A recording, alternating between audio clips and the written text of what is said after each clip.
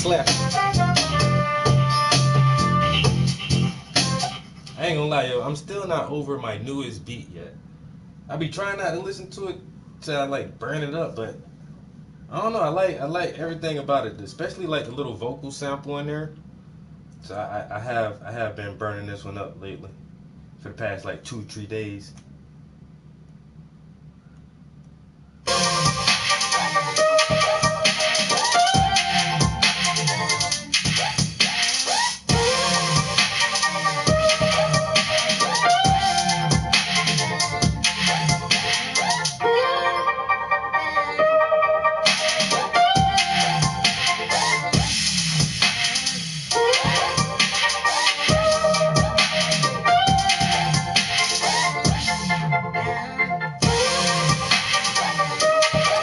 Mizu, what's good, bro? Oh, that last beat, yeah, that was a good one, right?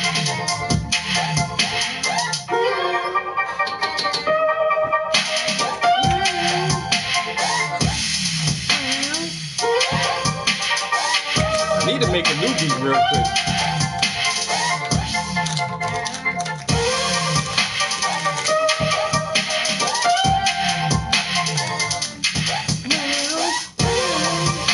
You want to try a new one real quick? Let's see if we can do like a 30-minute beat. Let's see. So we're gonna make a new song, make a new song, make a new song, make a new song. Okay, okay. Go there, then we're gonna do that, go to this, and then we're gonna say we want to start out with some type of, I normally do melodies first and then my drum kicks and then all the additives, and then I try to find the different ways to break that down. So what if we start out with something like, we can do electric piano or woodwind. We don't do a lot of woodwind. Hey, Jennifer. Hey, Jody. How's it going, people? How you doing this afternoon? I hope everybody's having a good day today. I don't normally use the woodwinds as my foundational melody. So maybe we can just try it. Just try to start out with a woodwind and see where it can carry us. And so I'm just gonna scroll and then just try to find a random sample. Let's see.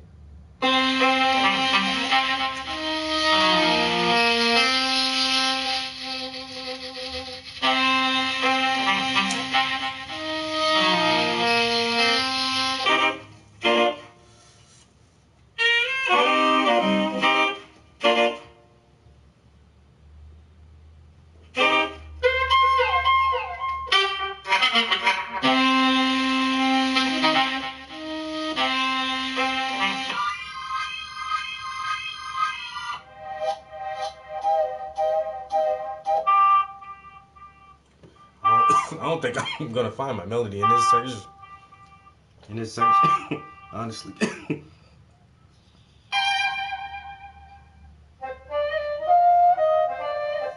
Mm. Yo, Van, what's good, bro? Good afternoon to everybody. We doing Instagram and YouTube right now. I kind of like that a little bit. I wish it was longer.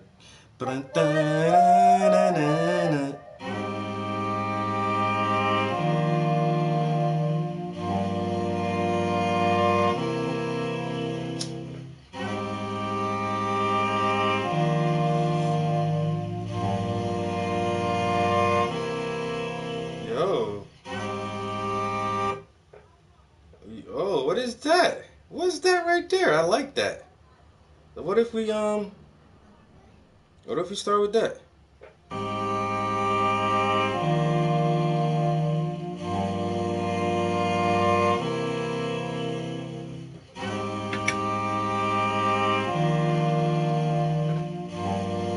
What if I even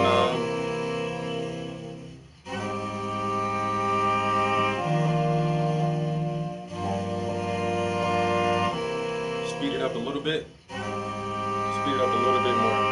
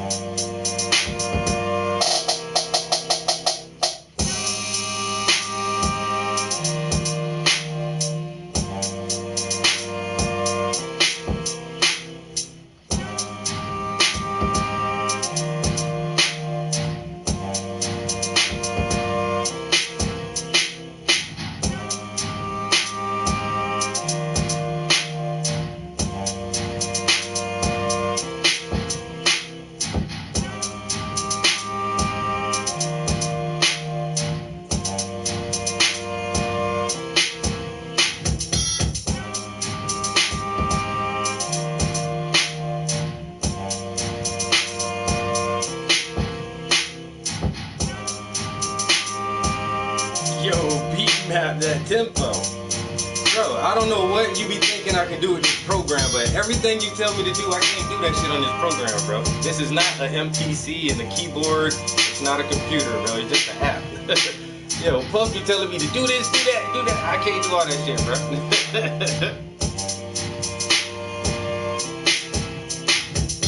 This right here.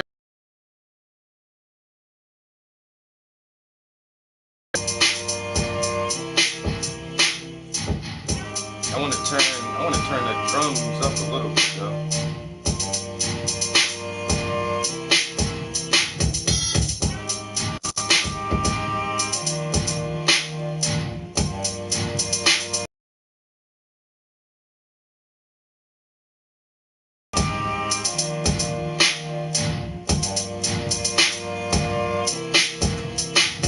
How you doing? How you doing? How everybody doing?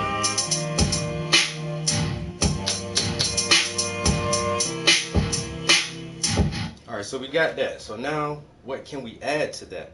What else do we hear?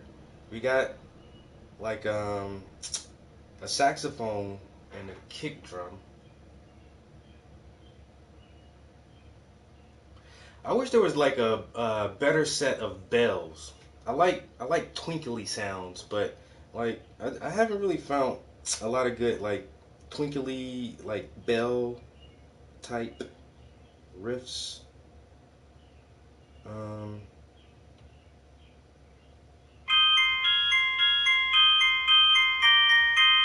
I think I already used that, actually.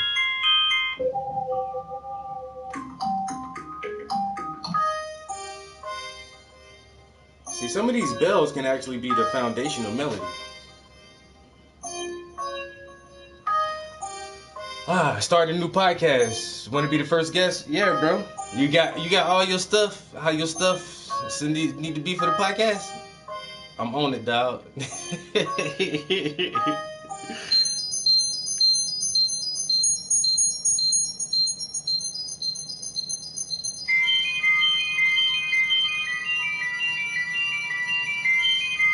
Oh, wait a minute. Let me hear what this would sound like.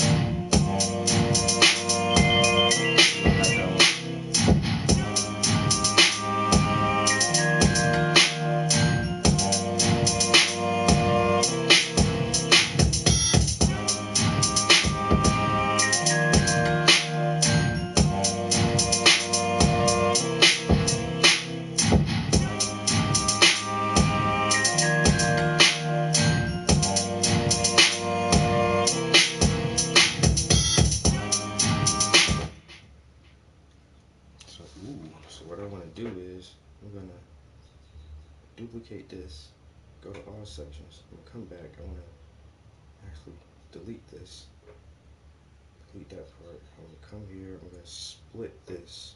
So there's this one, not that. There's the last little twinkle in this thing right here. If I can.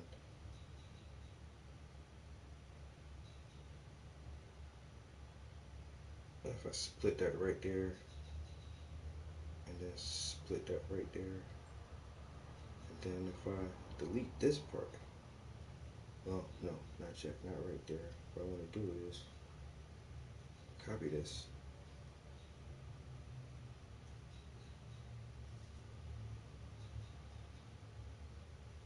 Move. Why can't I slide this? And paste this. Go back. Oh, can I just? Ooh, that did something different. Not what I was expecting.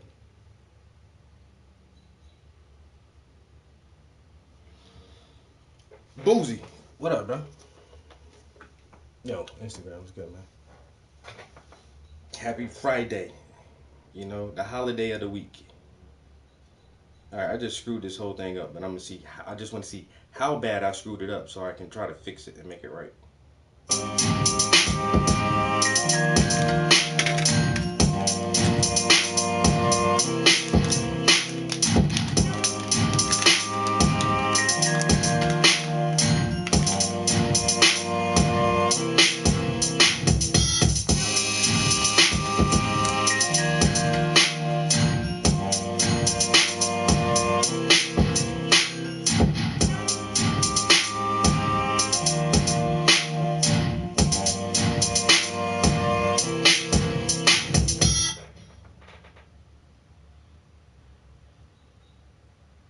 It won't let me shorten that no more. That's what I was thinking too. So I just wanted that last little twinkle from that bell to like repeat at the end, but I can't I can't trim it short enough to actually fit right there. That's I kind of figured that would happen like that, but oh well. So I could,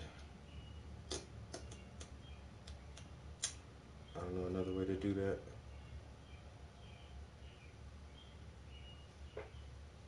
Hmm.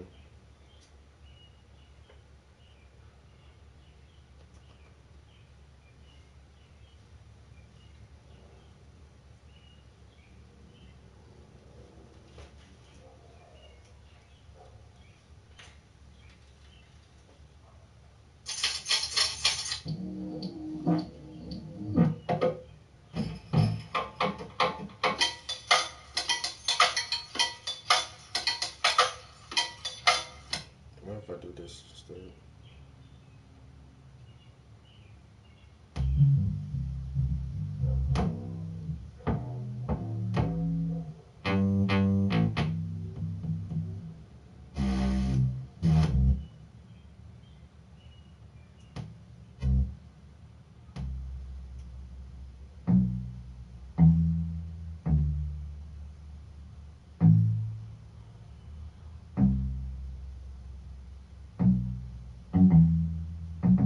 What the hell is that?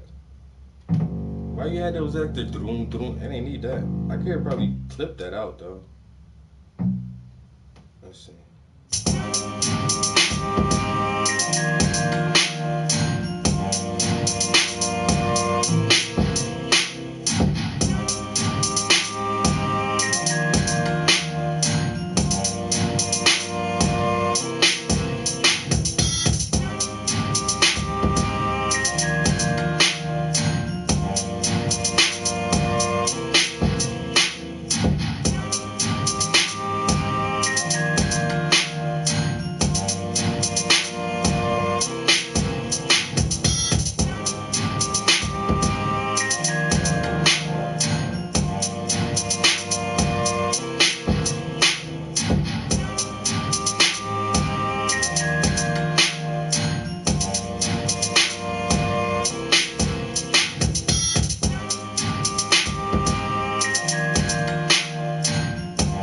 Alright, that's something. It's the beginning of something. I don't know what else to do with that shit right now. I like it. It's slower. It's a little more melodic. Has the wind going and a little twinkly mallet.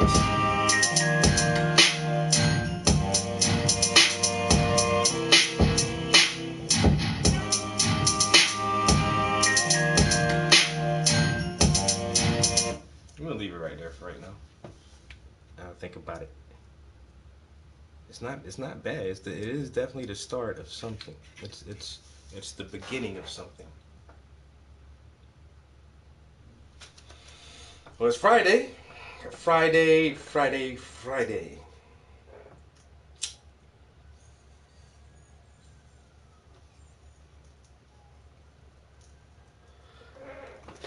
What y'all think about that?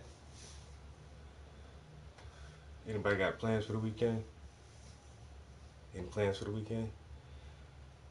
I'm gonna ride out to Philly tomorrow, go hang out with my son for a little while. And that's about it. Anybody got big plans? Anybody got some big plans?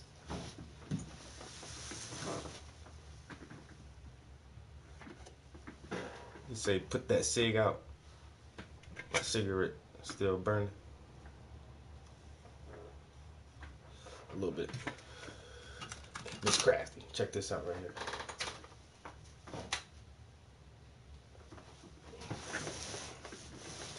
I was working on this banana yesterday. Hold on, let me do this. Just working on that banana.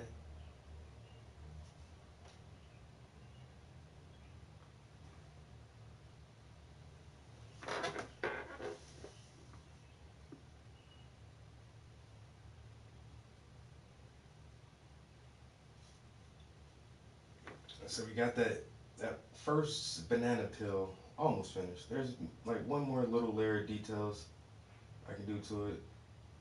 Um, but that'll be closer to the end. So we are working.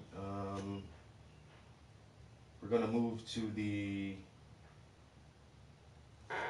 chunks of banana here next because I already did first detail on the yellows on the outside peel. So that's good for right now. So now we're gonna focus on this part here. Oh, I didn't even copy it. Alright, so let's try to, yo, Jedi, what up? Let's try to get these brushes wet. Let me look over this palette. Let me look at my palette real quick so I can,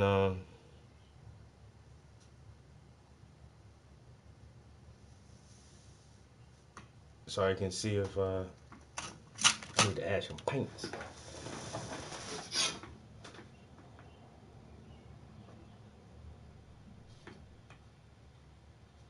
You put some work in on that X-Defiant. How you like it, bro? Oh, that's what it is. Putting in some work on the weekend. Yo, X-Defiant isn't bad. It's definitely a learning curve, and I feel like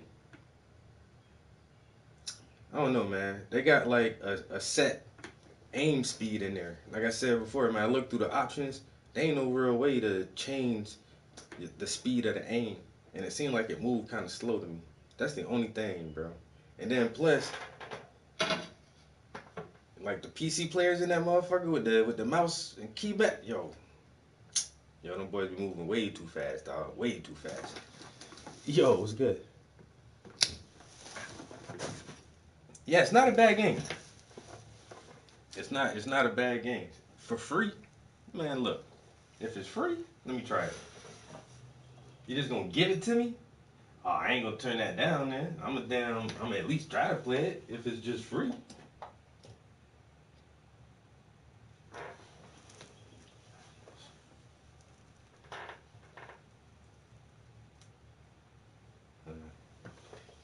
And then, like I say, the concept of the game where they're taking different factions and attributes from their whole list of game series and putting it all into one game, I think that's like the coolest part of it.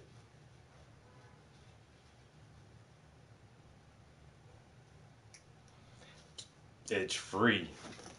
And it is rushed, and we're the testers now. They don't gotta pay game testers no more, bro. They just let the community figure this shit out. Let us make our comments and our critiques and criticisms, and then you'll get like just hardcore gamers who start modding shit and adding to the code and switching the code up and shit, and then they'll throw that shit out there, and then the developers be like, you know what, that is a good idea. Let's implement that. That's all that shit is, man. That's like Grand Theft Auto role play. Like when them guys first started setting up those role play servers and like changing the code to do different stuff in there, yo, Rockstar was completely against that shit. They're like, yo, y'all need to stop, but they can't really control that shit on the computer. And so now with the next Grand Theft Auto, they're thinking about having a role play feature in the game.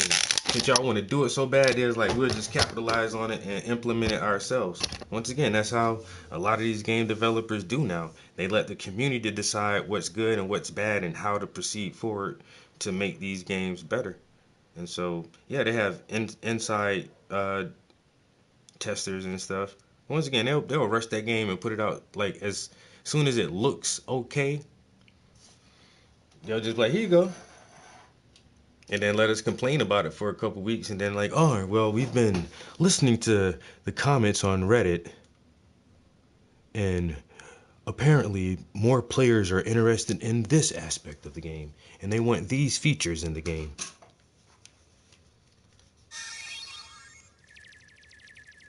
Oh, definitely played a lot of worse free games, bro. Definitely a lot of worse ones. Like I say, for free, it's hard to complain when it's a okay game. We can tell it's not fully polished, but it's a lot better than a lot of other free games.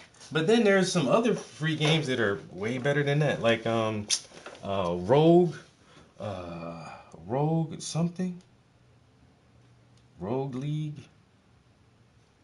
That's a free shooter, and that shit is fun as hell. And then there's Overwatch. That's free. Goddamn, even Battlefield Warzone is a free a free portion of the game. So there's definitely like tons of cool free stuff that is, in my opinion, like better than that game. But it's something new, it's something different, and there are like a lot of cool aspects. I really like the maps on it so far. From the few matches that I play, like every map is cool because it has, once again, different attributes from the different game series. So there's a map that you can absolutely tell looks like a part of the Divisions map, and I'm like, yo, this is cool as shit. Then the next map looks like something from Far Cry. I'm like, okay.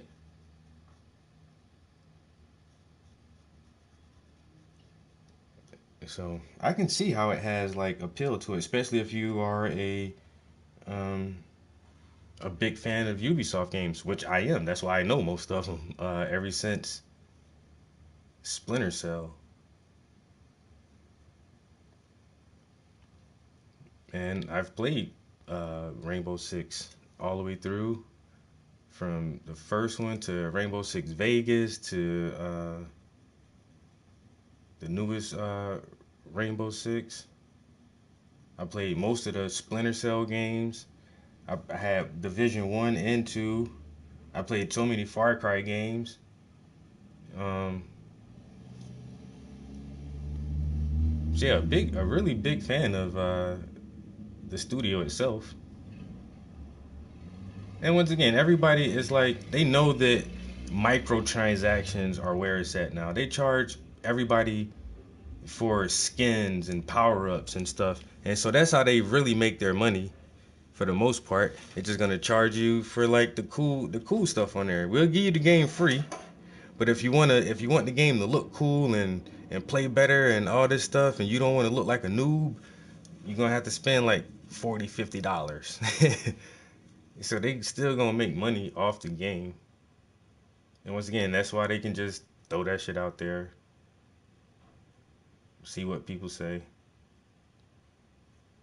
If it sticks, it sticks. If it doesn't, you know, back to the drawing board.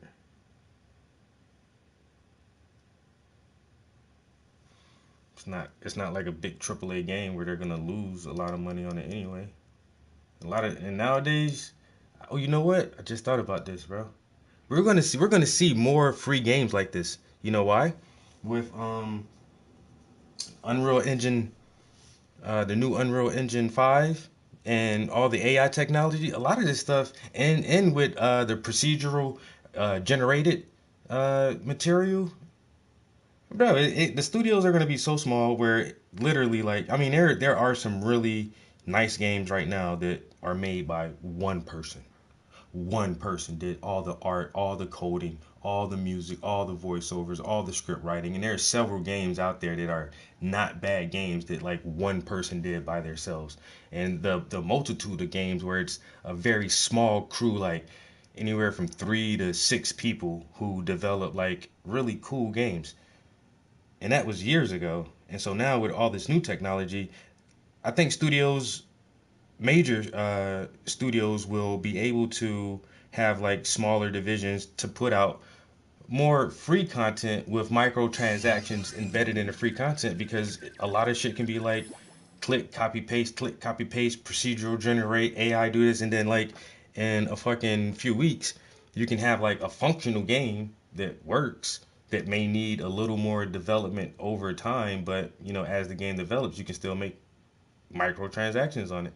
So these new models of engaging with our video game formats are changing over the next couple of years too. Microsoft already said like late last year that they want their games to be on every console,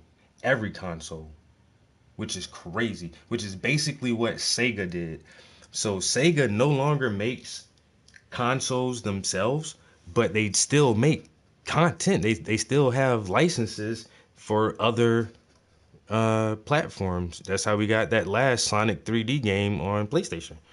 And so I think Microsoft may be pivoting to a bilateral type format where they still make hardware, but at the same time, they're is it Microsoft Xbox Game Pass? They just want everybody to have access to Game Pass, and if you have access to Game Pass, that's their gaming catalog, and so you can have a subscription to Game Pass on their hardware, or you can have it on your own personal PC. Or what if they allow other consoles? Like, what if you can get on your Nintendo Switch and log into your Xbox Game Pass and play Xbox games on your Nintendo Switch? Or I have a PS5. What if I were able to just log into my Game Pass and then play Xbox games? Or well, not Xbox, it would technically be just Microsoft games on my PlayStation. And they're getting paid hand over fist no matter what console or what hardware you're using to play their software, their IPs. So I mean that makes a lot of sense to me. And I don't really think that we're gonna have like big bulky consoles too much longer. I really think it's gonna move more towards like what Microsoft said, more of a paid subscription, and you can build you a nice PC that you can upgrade over the course of a couple of years instead of like having to always purchase a new console. And then even beyond that, I think the VR is going to get good enough where more people just opt to have headsets instead of instead of a console and a TV. You can just have like the headset, one unit. And in the next few years, that technology is going to get smaller and lighter and better. And so pulling away from the hardware model and focusing more on the software and application part of it is definitely going to be the next wave. Because even with the last set of consoles, uh, you have the option of having a disk drive or no disk drive. And the console without a disk drive, because everything is digital downloaded. So once again, you can just use any hardware that could download the files. So why does it have to be their specific hardware?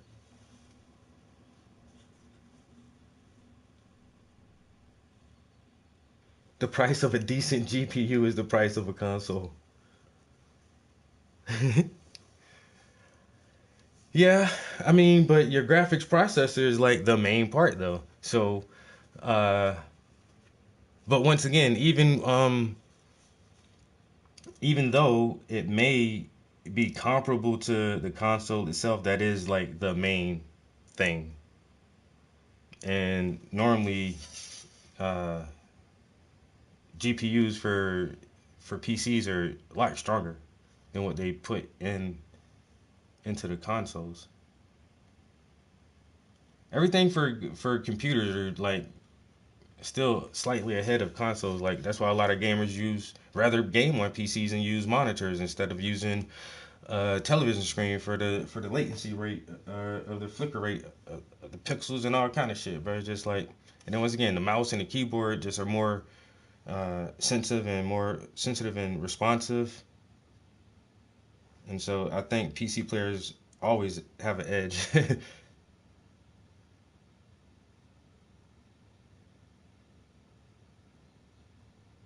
I love my consoles, man. I've had every PlayStation from the first one. I really every year I'd be contemplating like how much longer am I gonna buy consoles, and especially with this last drop of consoles, it was like it was so hard to get one. It was so hard to even get one of these things. Like, what the heck is going on here? I've never had that problem. I can pre-order a PlayStation. PlayStation come out, I go pick mine up. Man, when they announced this last PS5, I went to pre-order. It's like sold out, sold out. It's the day of. It's the day of. How did they sell out in an hour? They said pre-orders would go live at 10 o'clock or something, 10 a.m. or 9 a.m. or some shit like that. Yo, I was online before noontime. I knew I wasn't like 2 or 3 hours behind. I hopped online like right before noontime because I was like, oh, they go live this morning. I'll just grab me one this morning and put it on. Uh, get my shit on reserve. Nah, sold out. I was so confused that morning. So confused. I'm like, okay, okay. So pre-orders went live this morning. I just got online and they said they already sold out. And I started looking, I was like, is it this morning or did they go live yesterday morning? No, it's this morning, just a few hours. I was like, what the fuck?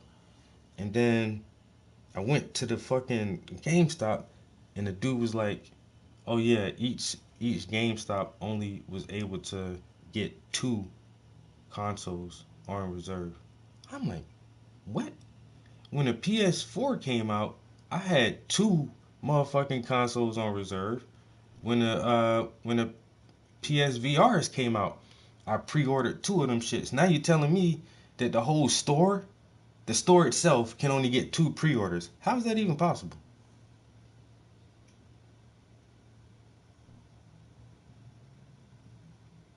And PC motherfuckers was just sitting back like, eh.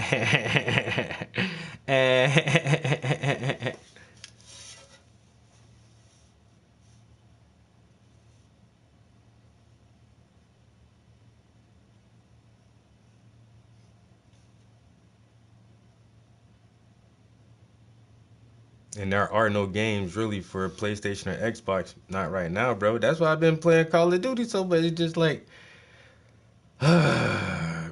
pretty sure people are mining. Mm. Yeah, the pre-order definitely doesn't mean what it used to anymore, bro. Motherfuckers are putting they was putting bots on there. Then you see people online. This motherfucker got a warehouse full of PS5 trying to sell them shits for $1,000 a pop. Like, bitch, how the fuck did you do that? How did you do that? Oh, I had my order bot go to PlayStation.com and we ordered like every fucking shipment they had. Yo, the PlayStation PS5 release was. I still can't get over that shit, bro. That shit was so crazy. So crazy.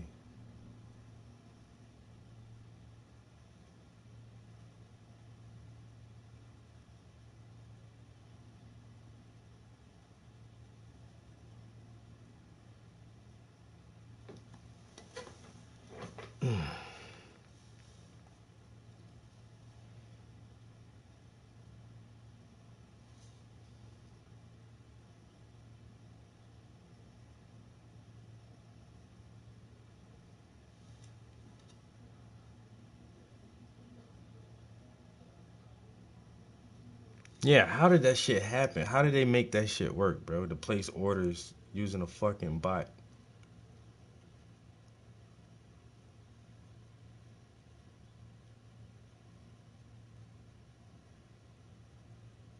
And then for weeks, man, I was sitting on fucking PlayStation.com in the order room and they would give updates like when the next shipment was coming out on Tuesday at 12, we go live for the next shipment. Motherfuckers would be sitting online waiting for that shit to go live, hoping you click the button fast enough before the other 2 million motherfuckers who trying to click that button at the same time as soon as that shit go live. And I still got super, bro. I was so lucky. Like my cousin called me somehow, cause he one of them hardcore gamers, and he got his shit off the back, yo. Day one he had his, but he was still on the waiting list for one. And he called me. He was like, yo, you got your PlayStation yet? I'm like, nah. He's like, you want one? I'm like, yeah, dumbass. What the fuck kind of question is that? He's like, yo, send me the money right now. I ain't even question that shit. I ain't even question. I don't even know. I ain't even know what he was about to do. Nothing. I ain't even know. He's like, if you want it, just send me the money right now. I said, how? PayPal, Cash Out. He's like, just PayPal it to me. I sent him the money, PayPal so fast. He's like, yo, Sony just They just emailed me and said, "Oh, your reserved PlayStation is ready to order." He was like, "But I already got mine, so I'm gonna just order this one in my name and I'm gonna send it to your address." I'm like, "Yes, sir. Yes, sir. Do that shit, dog. Do that shit, dog." Oh, yeah, that shit was luck, like pure luck, bro. Cause I was trying hard to get that shit my damn self, man. Yo, I said my cousin just called me out the blue. I was lucky as hell to get that thing. My girl was sitting right there too. He called. She was like, "What are you doing?" I was like, "Yo, he got one." She was like, "What are you so excited about? What are you doing?" I'm about to get the PlayStation. She was like, "What? How?" Like, I don't know how. I don't know how. I'm just about to send this motherfucker some money real quick. But that shit came. Um.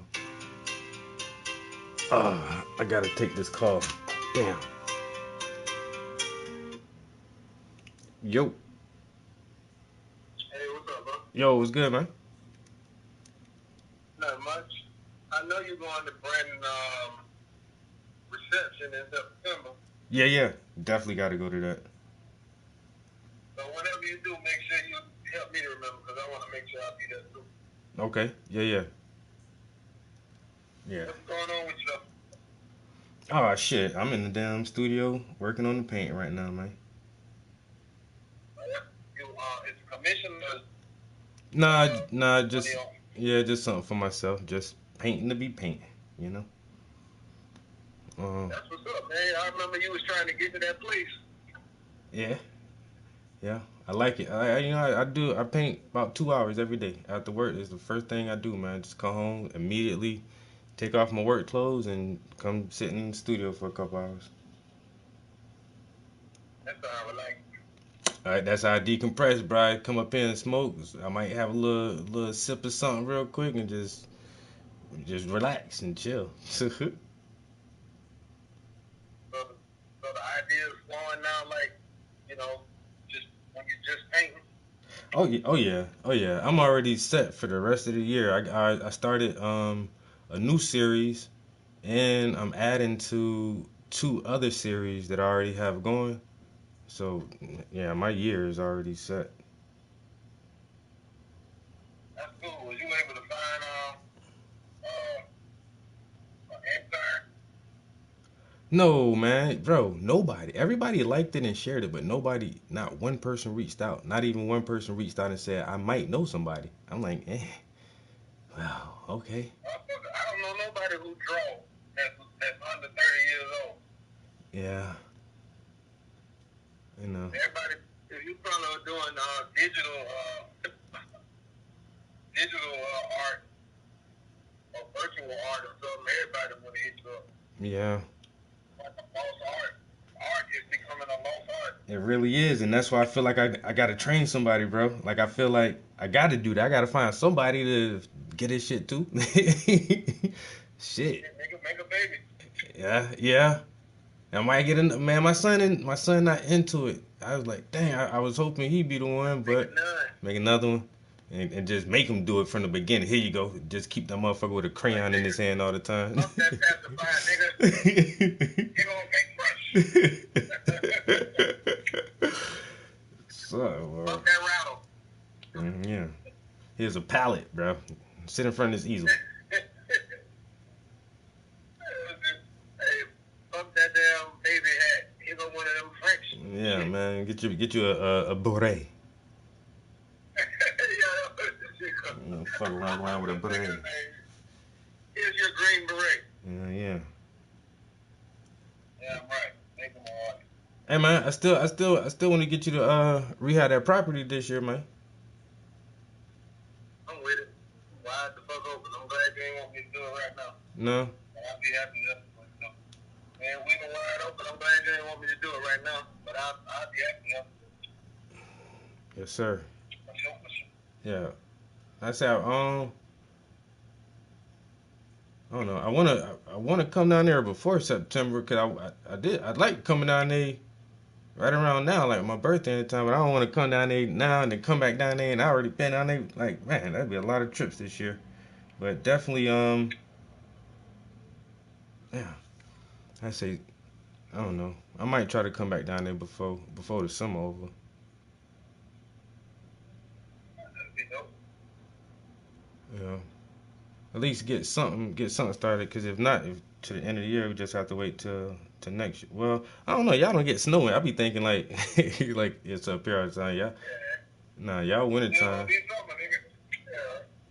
Yeah. Yeah. It's just cold summer. Yeah. Cold summer and hot summer. That's all we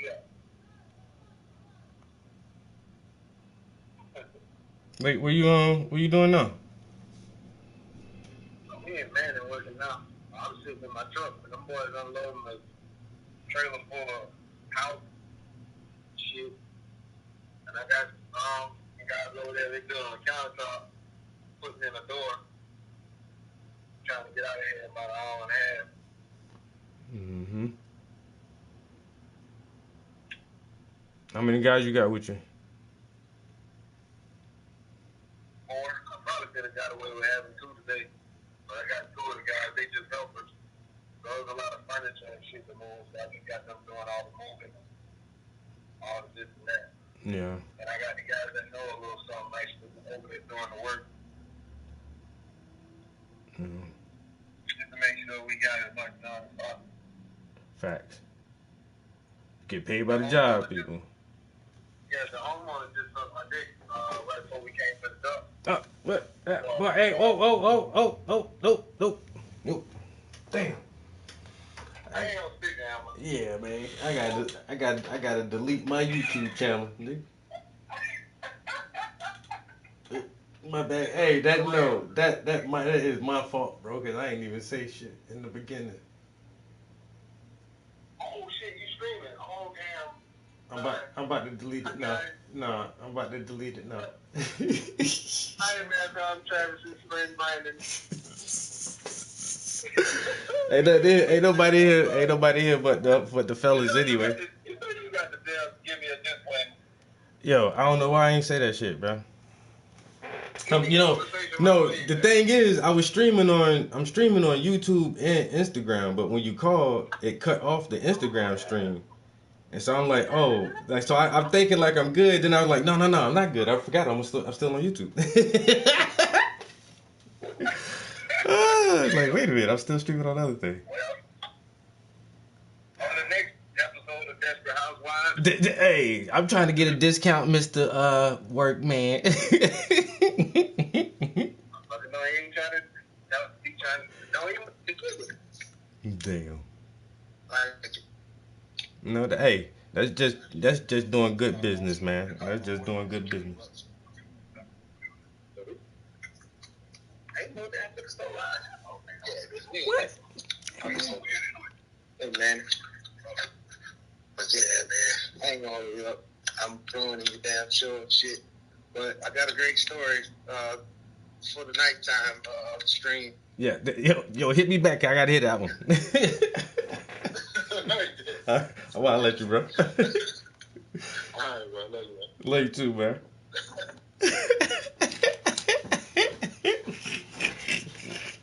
Yo, my bag.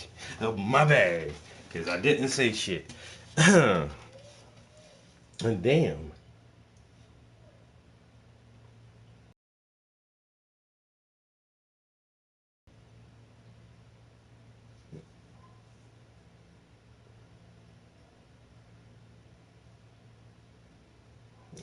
I had to wait outside Walmart for buyers after talking to the electronics guy. Like, look, bro, them shit's coming in tomorrow morning. I'm gonna be here, so you be here as soon as we open up, man. Soon as Walmart open up, you come in here. You come straight to the back, dog. I got one for you. I'm gonna hold it, but you gotta be here first thing in the morning.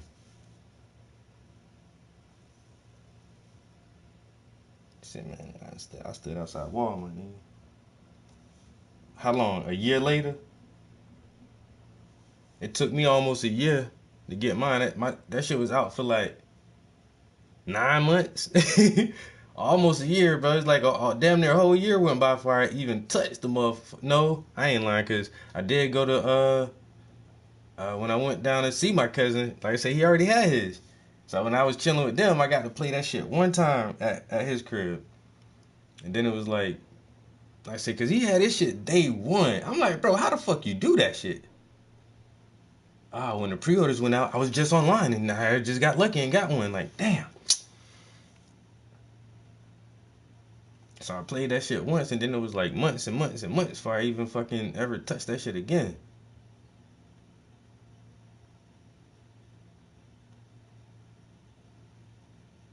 And then in the beginning, I ain't even gonna lie, yo, I still kind of feel that way. Like, um,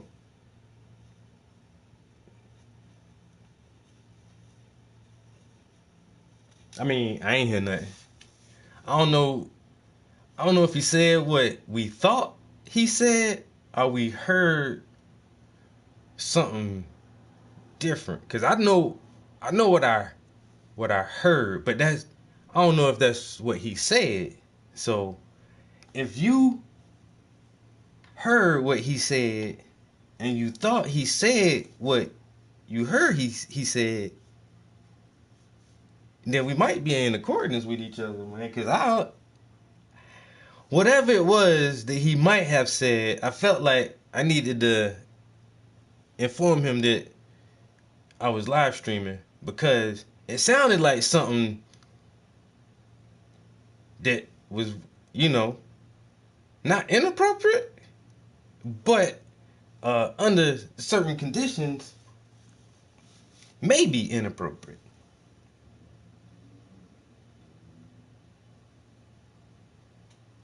Hey, yo, you ain't got me on speakerphone, is it?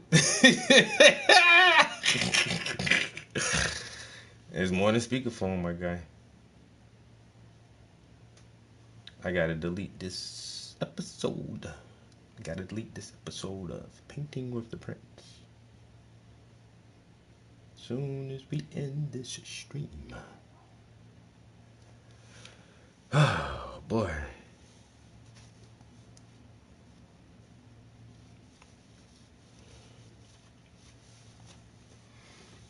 Oh, whoa, whoa, whoa, whoa, whoa. Hamana, hamana, hamana.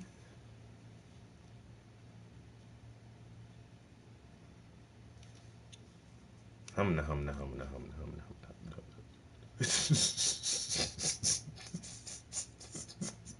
hamana. Yo, that dude right there is beyond like my best friend. We might as well just be brothers. That's why he called, and our other homie just got married. And so he's like, "You going to Brandon Jones?" And his name Brandon too. So he's like, "Yeah, yeah. Make sure you get me when you come down, cause he know I'm coming down there for that shit. That's our we brothers, yo. Like fuck that. That's my man's. Hey, my man's wild."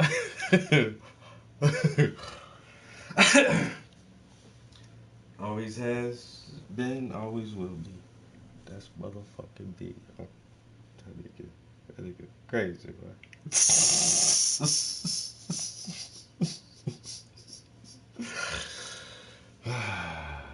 On the next episode of Desperate Housewives.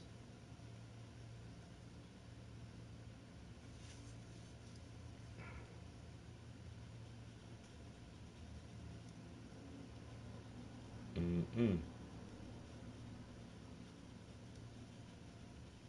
But I got a property in South Carolina, man. You gotta help me rehab that shit. It's like basically condemned, but I'm gonna see if I can bring it back to life and turn it into a rental. I've been sitting on that shit for too many years.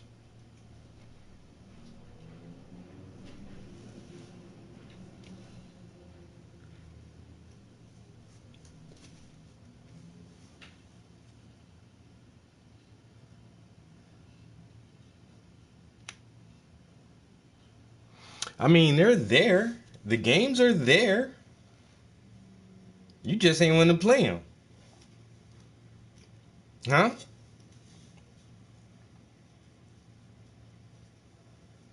Hmm? Hogwarts Legacy. Didn't they redo Saints Row. Come on, man. Come on, man. All them games, all the games out there. Don't where the games at? They there. You just didn't want to play them. I don't want to play them neither. Sonya Hellblade. Hey, come on. Elden Rings. All right. What else, man? What else we got? Forza. Come on, man. What else we got? Come on.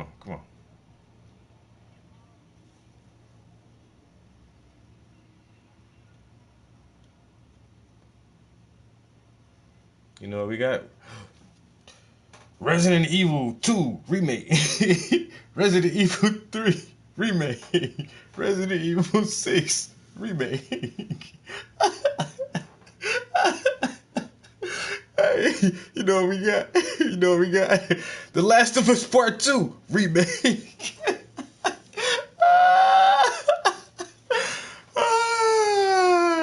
Grand Theft Auto Online. Yo, don't get mad because you don't want to play these games, man. Get mad at us, bro. Hey, you know what they about to give you next? Red Dead Redemption 2 remake.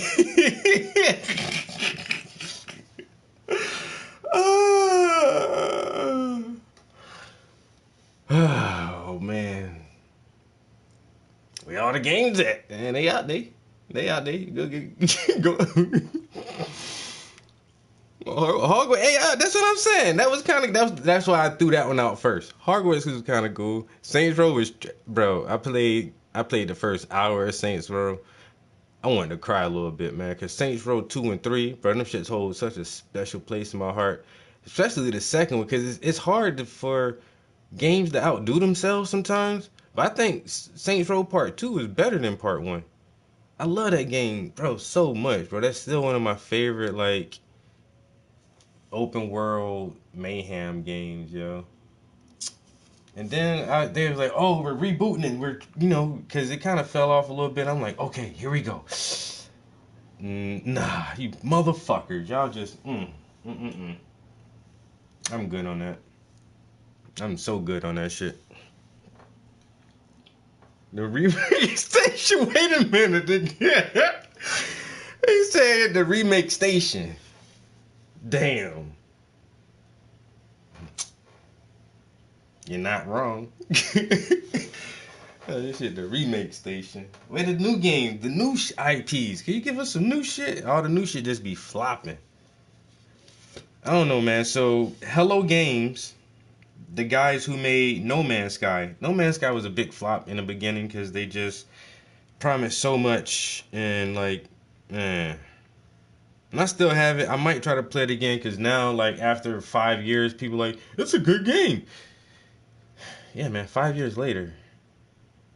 But they're like, okay, we learned from all of that. We get it now. We're going to make another game.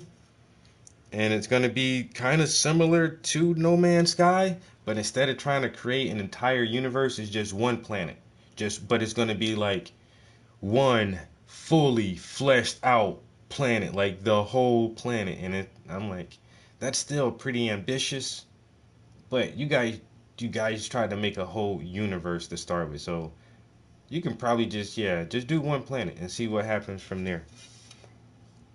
So I'm kind of excited about that because I pre-ordered No Man's Sky because I was hyped because they were the first company to use the term procedurally generated. And so how are you going to make this game so big with 1 billion stars? Well, everything is procedurally generated, and that means we throw assets in there, and each planet will pull from the catalog of assets to create this unique environment for each player every day. And I'm like, that sounds fucking badass. What? Games can do that now? Let me play this motherfucker. And it was just like kind of a walking simulator. They just like a lot of walking around. But the space flight was pretty fucking awesome. The graphics were pretty awesome. The diversity of the planets right here, that is as extremely diverse as they were saying it's gonna be. So I don't know. And then it was kind of hard or almost impossible to play with other players because the galaxies were so fucking big and you couldn't, use a warp drive into certain parts of the game. Anyway, but now there's like, oh, it's way easier to do co-op and go on missions with your homies, and it's easier to build and craft and level up. And once again, it's like, yeah, 5 years after the fact. But once again, they attempted a lot of cool stuff with that game, a lot of new ideas and concepts, and so I think I'll give their next game a shot. Might not pre-order that shit. I'll wait to watch oh, it's Friday. Did we listen to Game Ranks today? We can do. Let's see what Game Ranks says on Friday. So I'll wait till Game Ranks be like before you buy and see what they say.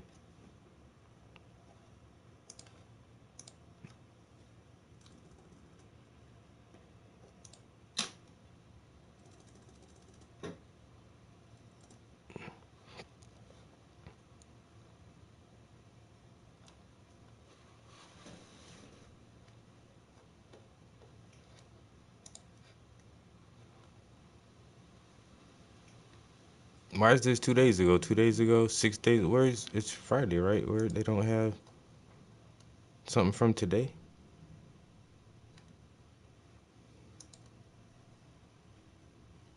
No, I guess not.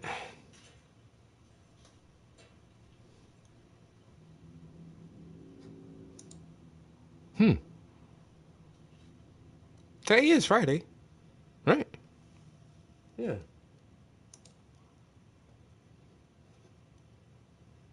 What time do they normally release a video?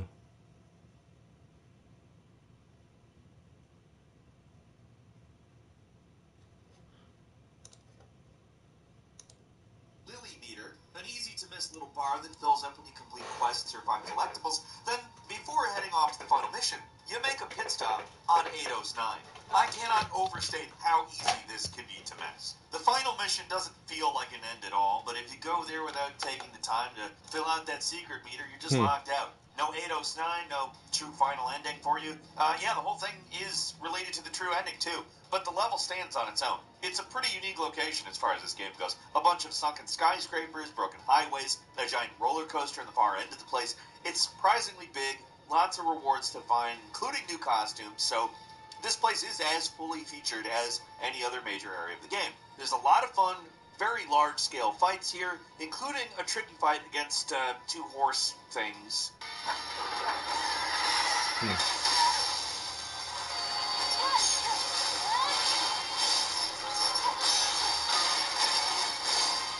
That probably would be a problem if you weren't so overpowered at this point. Hey, and you get to ride down the roller coaster like a slide, too. It may be a recent one, but looking at the long history of secret areas, this really is a very, very good one.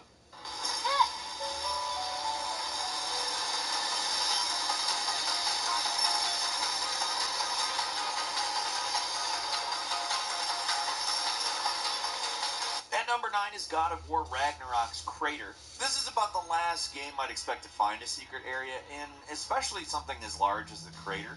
Usually AAA games like this want players to access as much of the content they created as possible, so even optional stuff is rarely hidden away or kept secret from the player. This place absolutely is, though. To find it, you have to complete a completely inconsequential quest that most players at this point in the game would probably overlook. The game has plenty of go-nowhere quests that don't amount to much, so it seems like following a dog might lead to a little treasure at best, but if you follow it, you'll actually find the single largest area in the game. Seriously, absolutely massive area. It's high level, it's full of puzzles, optional boss fights.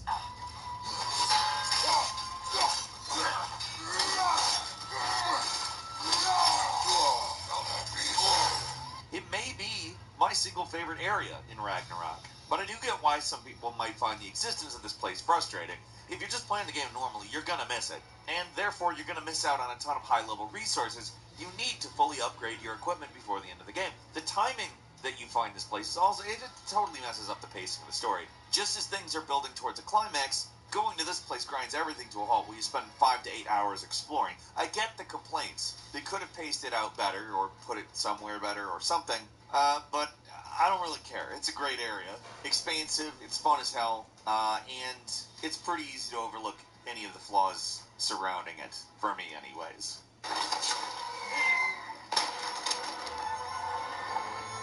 signal. Digger's alive. Not for long if that dragon has its way. It will not. Do you see what I'm seeing? A lightning bolt. Except it's frozen. And number 8 is Borderlands 2's Caustic Caverns. Not super secret, it's more just extremely optional, but it stands for being one of the most atmospheric and interesting locations in any Borderlands game. It's also really easy to miss. Finding this place, it's not exactly hard, but if you're not the curious type, it can be very easy to overlook. All you have to do is go back to the place where Sanctuary was after the part where it transforms into a floating city. Now there's a big hole to go down in, and it leads to this area, a colossal cave made up of glowing green goo and abandoned industrial equipment.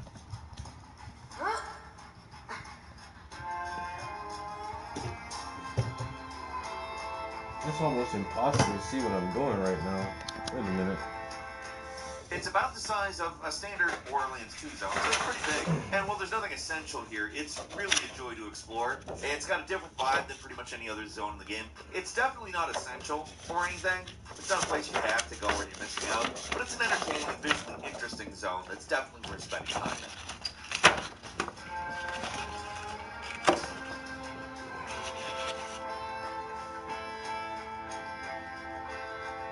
And number 7 is Baldur's Gate 3's Jungle. Oh, damn. There are many locations in this game that could be considered secret, especially in Act 3, where like half the quests and locations you can go are completely optional. But this is probably my favorite. It's a 1-2 punch of being both very obscure and completely unique, with assets you will see nowhere else in this game.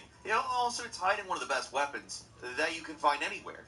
To reach the jungle, you have to find a way to win the Crooked Wheel game in the Circus of the Last Days. It's obvious that this genie is pulling a trick on you, but to beat him, you either need to distract him while playing the game or just steal the ring off him before starting. If you do that, the genie will get so pissed that he'll teleport whatever character that's talking to him to this hostile jungle. Yes! You will win the jackpot this time. I am sure of it.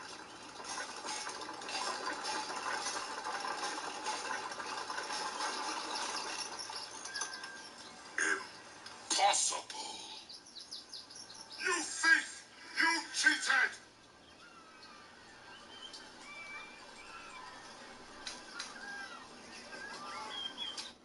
So how waterproof is the Bearskin Heavy Storm rain jacket? Why not take a look for yourself? And unlike regular rain jackets, it has fully taped stitching on the inside and a double water repellent coating on the outside that makes rain droplets just slide right off. It also has this central waterproof zip that's sealed with silicone too. The best part about this jacket is that the hood fits snugly with a wide brim that keeps the rain out of your eyes. And because it's adjustable, you can cinch it up if it gets windy to make sure the hood stays on. Same thing with the adjustable wrists and waist as well. This You dare! Enjoy the jack.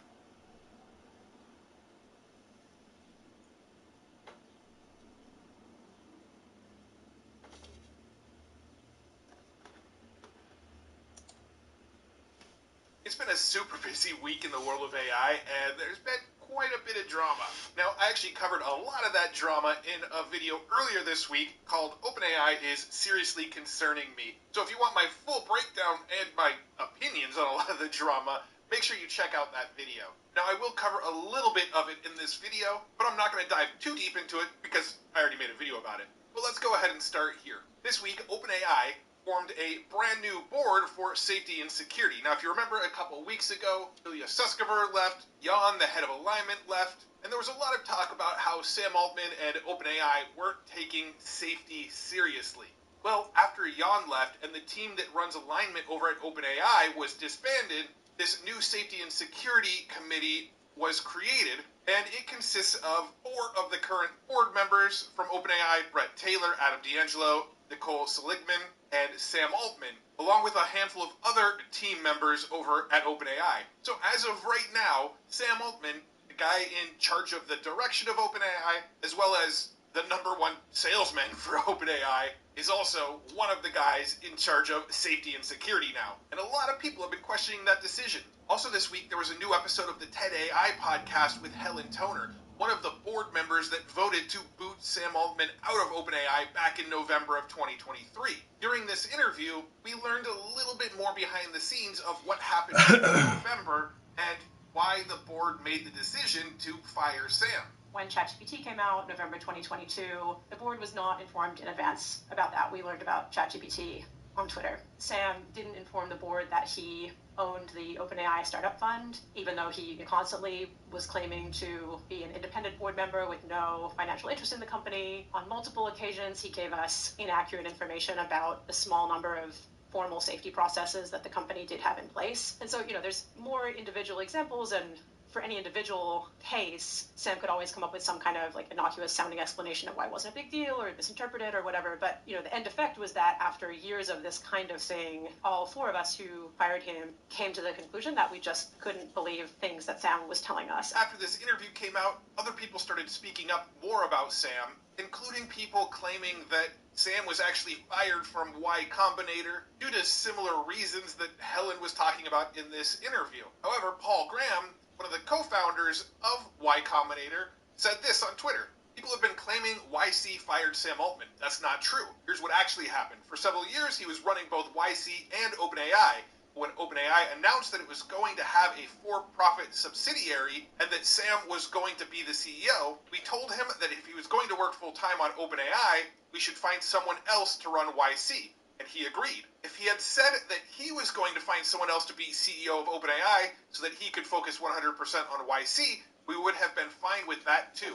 We didn't want him to leave, just to choose one or the other. So there seems to be a lot of mixed stories going around about, I guess, Sam Altman's character. Jan claimed he left because OpenAI was no longer concerned with safety. Helen Toner claimed that they tried to fire him because he constantly lied, and people took to Twitter to spread rumors about why he actually left Y Combinator, which the co-founder of Y Combinator just set straight. It's definitely been fun and kind of interesting to sort of follow this storyline and put the pieces together and figure out who's telling the truth and who's not. And I do think more details will come out with time, but all I know for sure right now is that OpenAI still seems to be the front runner for developing the best models out there, and as of right now, that's going to be true despite the drama and the hearsay that's going around right now. And while we're on the topic of OpenAI, well, it turns out that some bad actors have been using ChatGPT for bad actor stuff. OpenAI put out this blog post disrupting deceptive uses of AI by covert AI kill switch. And wait, whoa, who are they? Is that the team at OpenAI, or who said that?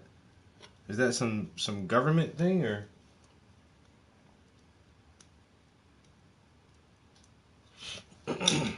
Yeah, but this is weird though. The founder, CEO, the front running businessman is now on the safety committee, the safety board. Bro, you can't do everything, bro. And you need oversight and checks and balances, and you got to be able to get fired too.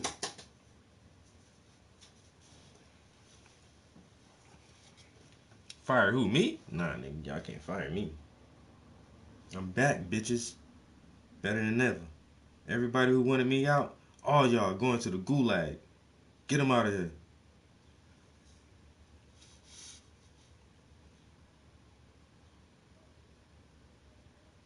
Y'all motherfuckers want to turn on me? Me? How y'all making sneakers in Pelican Bay?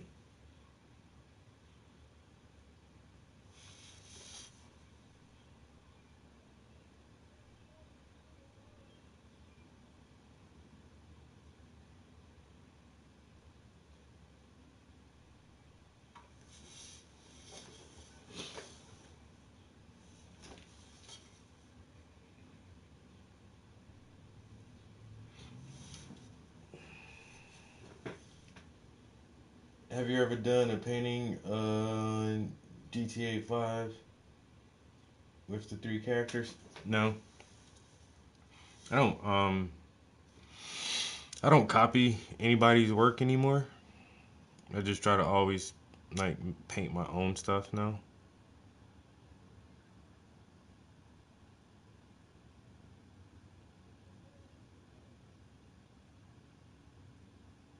That was the first thing my mentor ever told me. That was his first piece of advice. That was before I took his class, like literally a part of our first conversation. He said, "Hey man," because I showed him some stuff. He was like, "What is this? Video game characters or something?" No, he said, "What is these comic book characters?" I said, "No, video game." Look, man, stop copying other people's stuff. Make your own stuff.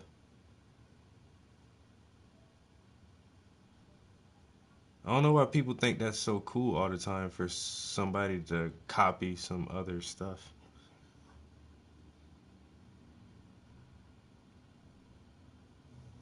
I used to love doing it.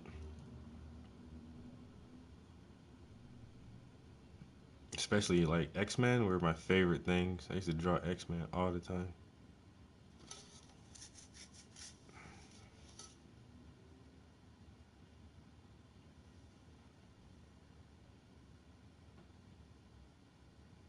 I remember when I started wearing Jinko jeans in high school.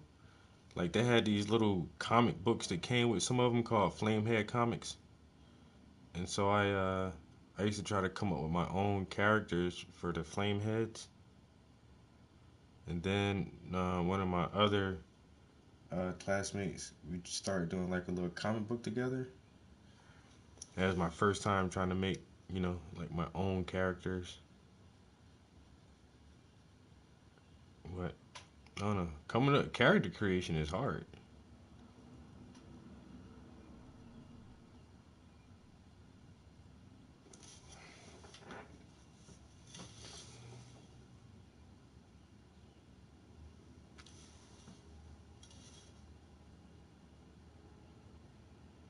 So I'll make you a proposal soon. Oh, I'll paint anything for the money. I ain't gonna paint it for myself, but if you want me to paint it for you, oh, now there's a conversation to be had.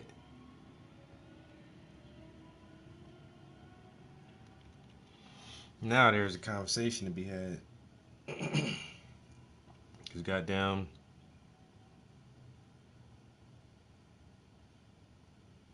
I'm ready. We ready. We ready. We ready for y'all.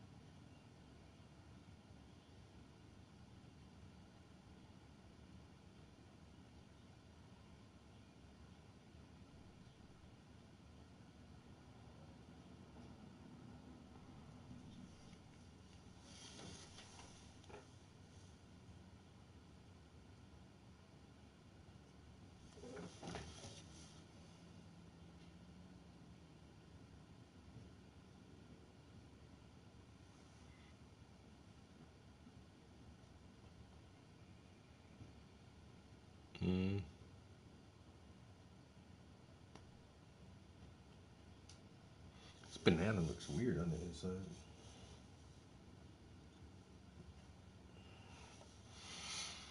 Banana looking weird. In Russia, China, Iran, and Israel, where people were using ChatGPT to generate, I guess, misinformation content and share it on social media. It says all these threat actors used our services to generate text and occasionally images in greater volumes and with fewer language errors than would have been possible for the human operators alone. It doesn't get into specifics about what the actual attacks and disruptions were, but regardless, OpenAI shut them down.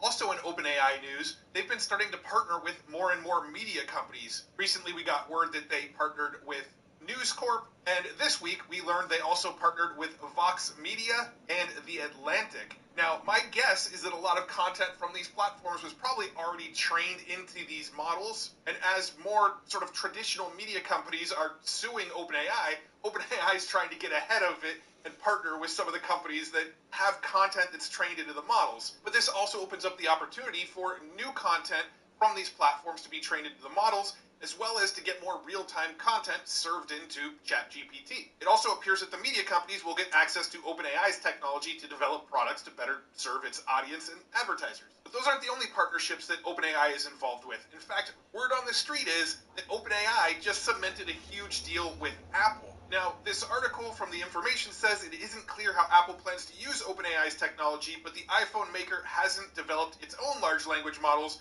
on par with those of OpenAI and Google. Apple has discussed potentially using OpenAI's tech in Siri voice assistant to answer complex questions that Siri couldn't answer by itself. Now, as far as I can tell, this is still rumor because I scroll up here, spokespeople for OpenAI and Apple didn't have a comment. But I imagine we'll have a lot more details after the upcoming WWDC event from Apple, which happens on June 10th. And in the final bit of OpenAI news that I'm going to share this week, custom GPTs are now available for free users of ChatGPT. But what's even cooler is you pretty much get all of the features that Plus members were getting.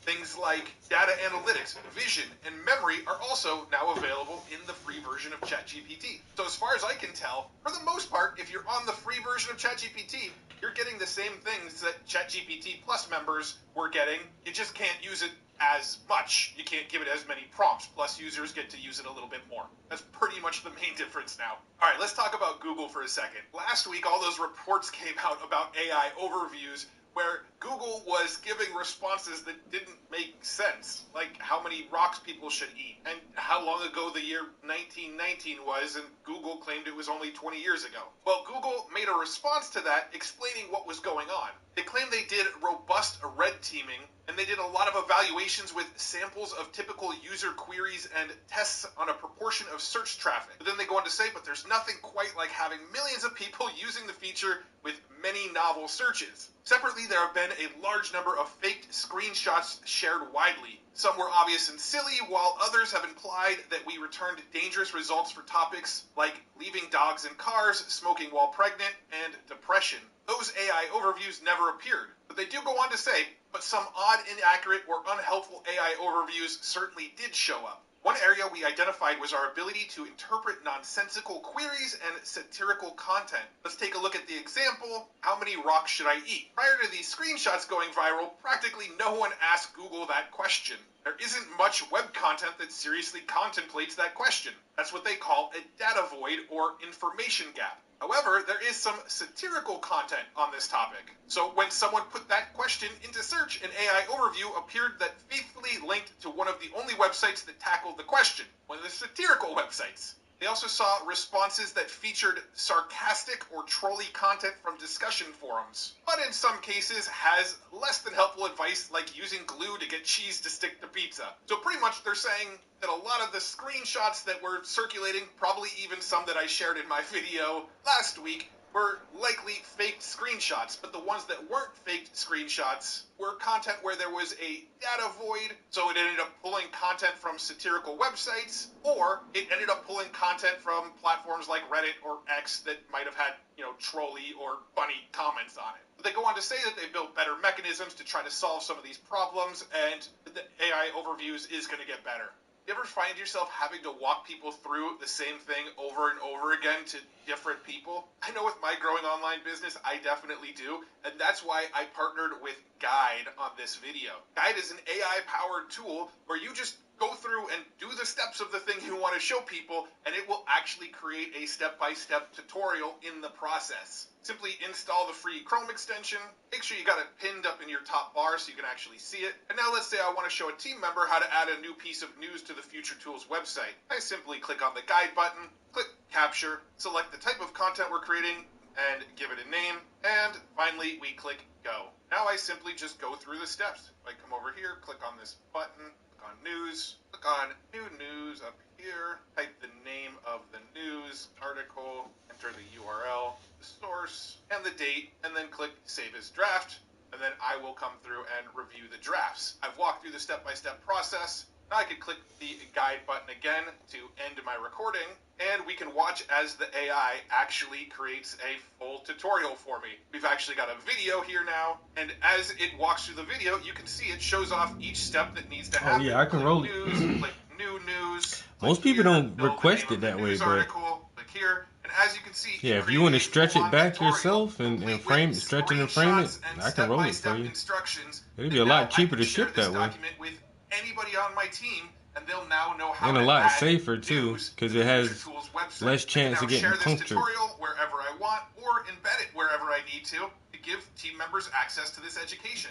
Guide is actually a tool that I was using before they even approached me to sponsor this channel, so I'm absolutely happy to tell you about it and to recommend it to anybody that finds themselves explaining things more than once. And again, you can use the extension completely for free. I'll make sure the link is right at the top of the description below this video. And thank you so much to Guide for sponsoring this video. Also this week, there's been some drama with Elon Musk. I mean, honestly, what weeks aren't there drama with Elon Musk? But this week, there's some fun stuff in the AI world that happened. First off, Logan Kilpatrick, who was recently on the Next Wave podcast, by the way, asked how long until AGI? And Elon Musk replied, next year. So I don't know if Elon actually believes this or if he was just having fun, but it appears that Elon Musk believes that we're actually going to see AGI sometime within 2025. But here's the real interesting thread.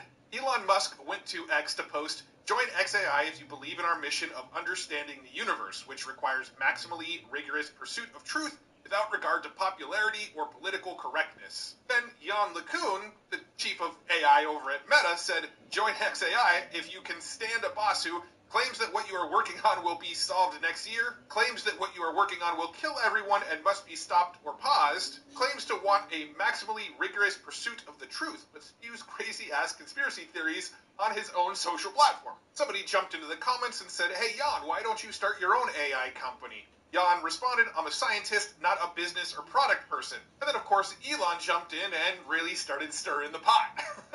Elon said, what science have you done in the past 5 years? Jan responded, over 80 technical papers published since January 2022. What about you? Elon replied, that's nothing. You're going soft. Try harder. Somebody else jumped in and said, were there beakers or petri dishes involved? No, then it's not science. And then Jan LeCun jumped in and said, well, if it's not published, it's definitely not science. And of course, Elon jumps in. This is one of the dumbest things anyone has ever said.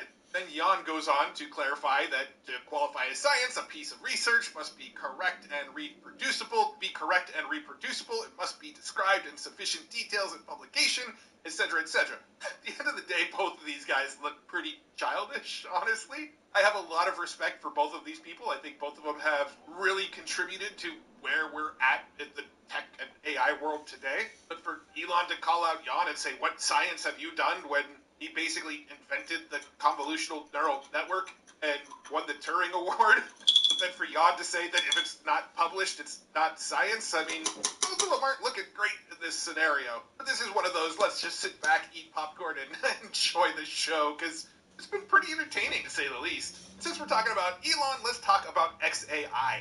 They just raised $6 billion in their Series B funding round. And if you're wondering what this funding is likely going to go to, Musk is planning on building the XAI supercomputer dubbed the Gigafactory of Compute. Supposedly, this Gigafactory of Compute is going to consist of 100,000 H100 GPUs from NVIDIA. This supercomputer would be 4 times bigger than current AI clusters. And shortly after this news came out that Elon was planning on building this Gigafactory, NVIDIA's stock took a nice little jump here. And if we actually take a look at NVIDIA's market cap, as of right now, they're worth $2.822 trillion. I mean, it only feels like a few months ago that they passed the $1 trillion mark. Like, the amount of growth they've had is absolutely insane.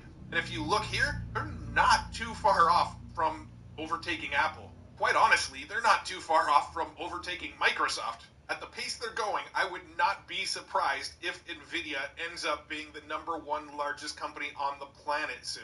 Speaking of Microsoft, we got a little update from them this week as well. The Microsoft Copilot that most of us paying attention to AI have become accustomed to is now also available inside of Telegram. We can see a little screenshot sample here where somebody asks, what can you do? And inside the Telegram bot, it gives them a response. Now, the article doesn't specifically say, but I'm assuming this is also powered by GPT-4. Anthropic's Claude got a little bit of an update this week, and it can now use tools. Basically, they just rolled out a new feature where if you're using the Claude API as your large language model of choice, if you're a developer, Claude can now contact other APIs and work with other tools around the web. Now, this is something we've had with ChatGPT and the various GPT APIs already, but now if you're a fan of using Claude in your development processes, you can do it with Claude now as well. The French AI company Mistral AI just released a new model this week as well called CodeStrol. This is Mistral's first ever model that is fine-tuned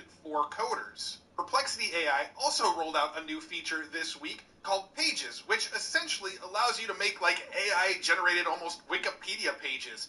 Check out this page that was automatically generated on Jan LeCun here. We can see if we scroll through it, it's got a little menu on the right, LeCun's early life and education, more details about him here, Bell Labs, AT&T Labs, and we can scroll through and see a pretty detailed history and story of Jan LeCun. Now, this Wikipedia-style, all-encompassing page can be generated by anybody on any topic.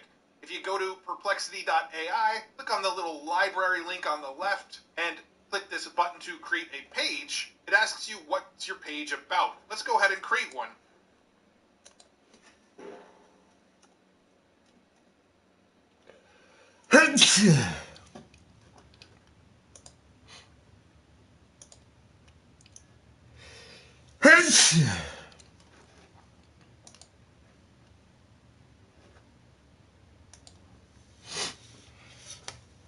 Let me take a bathroom break real quick.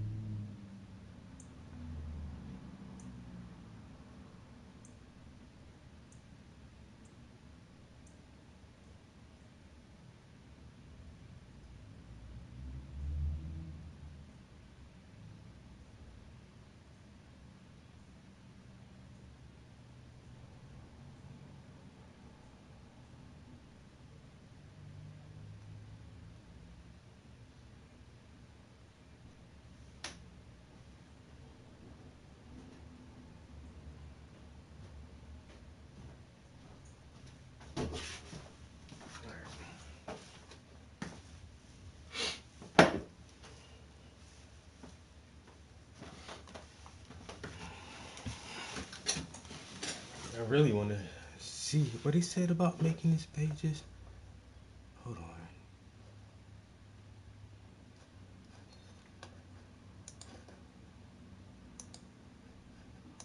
Through and see a pretty detailed history and story of Jan LeCun. Now, this Wikipedia-style, all-encompassing page can be generated by anybody on any topic.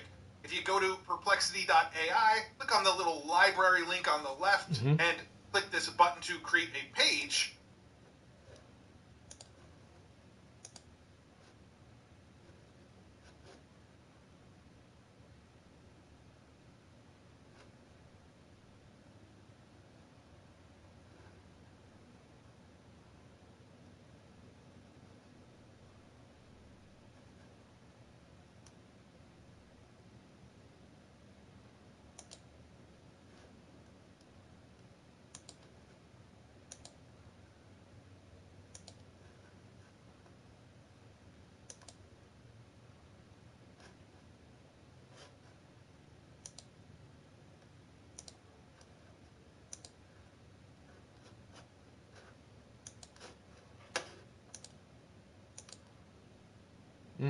When I click on library, I don't get the option to make a page.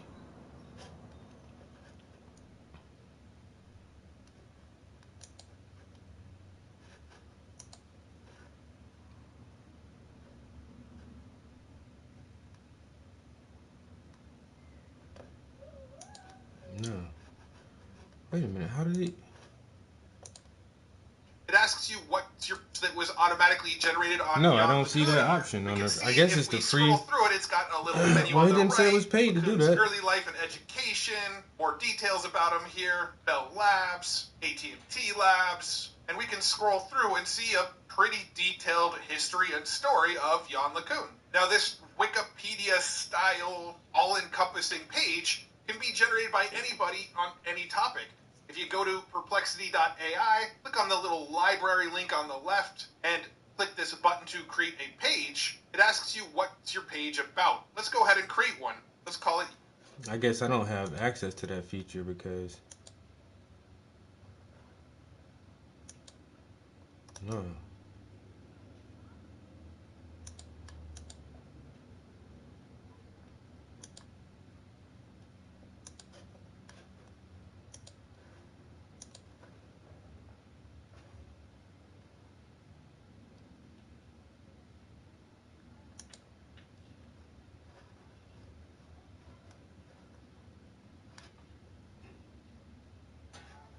Nope.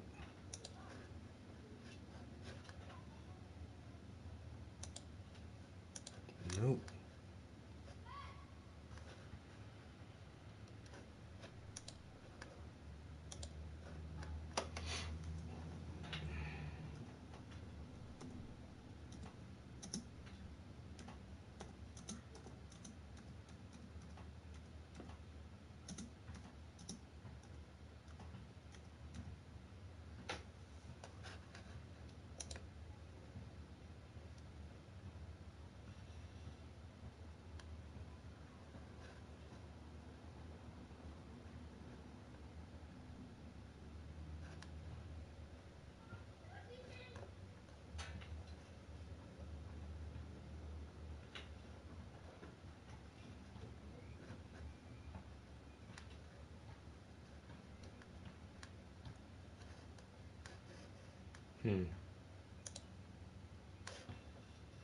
Nope, I can't do it.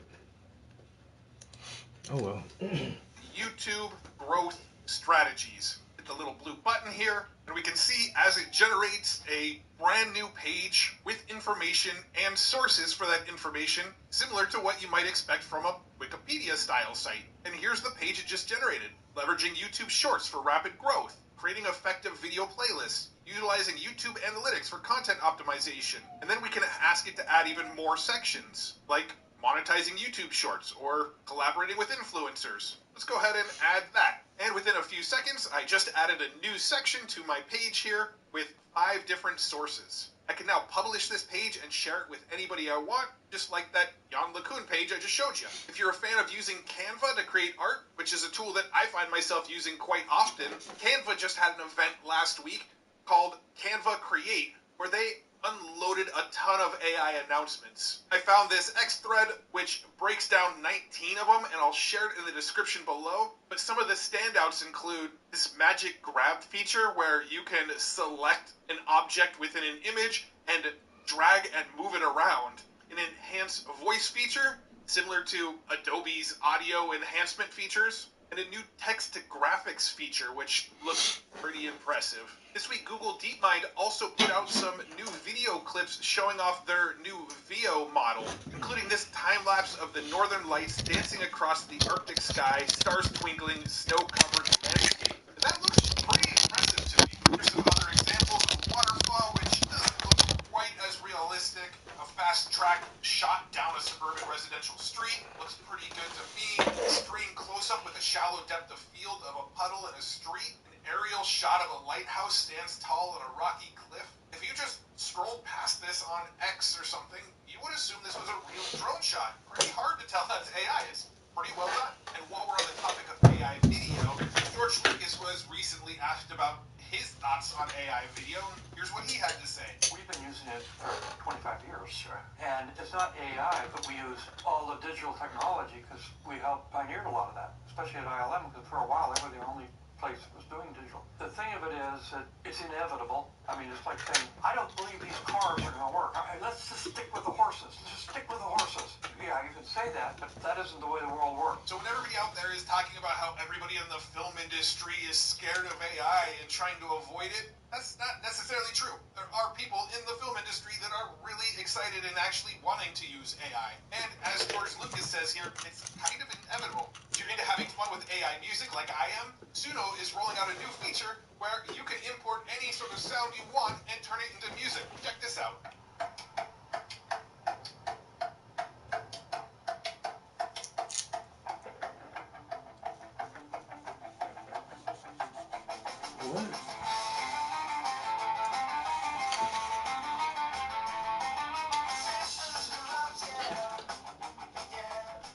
I think that's going to be so much fun to just like make sounds in the real world, like with your water bottle and a pair of tweezers for some reason, and then turn it into a song with Suno.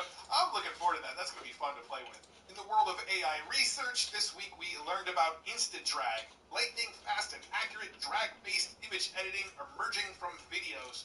Now, if you remember, a few months back, we got this tech called Drag Your GANs, where you can generate images with AI and sort of manipulate those images by dragging points around on those images. And there was examples where, like, there was a lion sitting there, and they would drag the nose of the lion, and the head would move on the nose of the lion, and you could do some really interesting stuff. Well, this looks like you can do that same kind of thing, but with real images. It doesn't have to initially be generated with AI. We can see some examples here where there's a woman holding up a camera, and they pull the camera down with this down arrow, and most of the other models kind of messed it up. But if you look at InstaDrag, it just reveals the woman's face. Here's another example where there's this girl holding this star in front of her face. They sort of mask out this area right here, drag a little arrow down to try to move the star, and then we get this output where the star is moved down, and now it reveals the girl's face. Here's another one where they masked off a kid's mouth here, and then put some lines to make it look like he's smiling. You can see the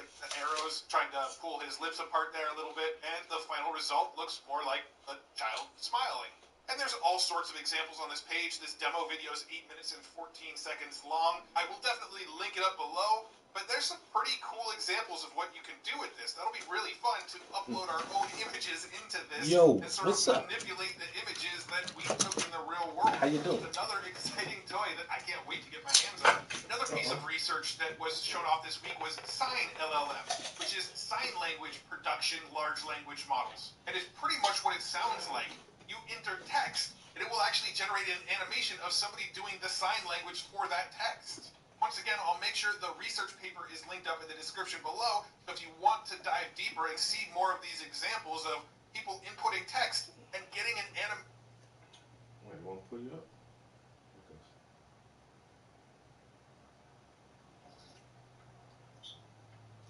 Yo. Hey, that's nice. Ah, right? That's nice. Yeah, I like the one you did last year, too. You probably started. Mm-hmm. Yep. Okay. I like it. Okay. Yeah, I've seen that one. Mm-hmm. And so this is bananas and chocolate.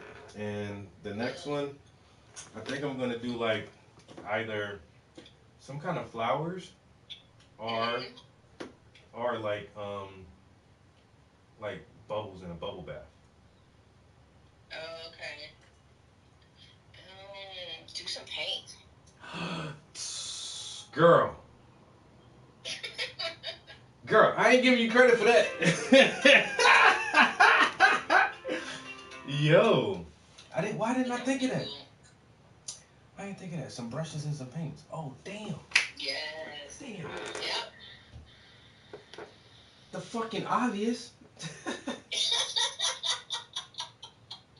Yo. Appreciate that. Yep. What are you working on right now?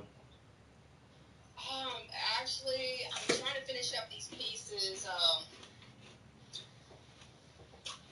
Hold on a sec. Finishing up these pieces that I've been I guess invited to be a part of an exhibit of Black artists here in Louisville.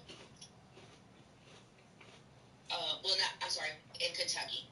So it's going to be Black female artists throughout Kentucky. So the show's going to be in Lexington. Nice. So the piece that I've been working on, the chick holding the mask. With the black dress? Yeah. It looks good. Yeah. That was about to drive me crazy because I got to work on those doggone stones. And I'm making this the last thing I do. The last thing.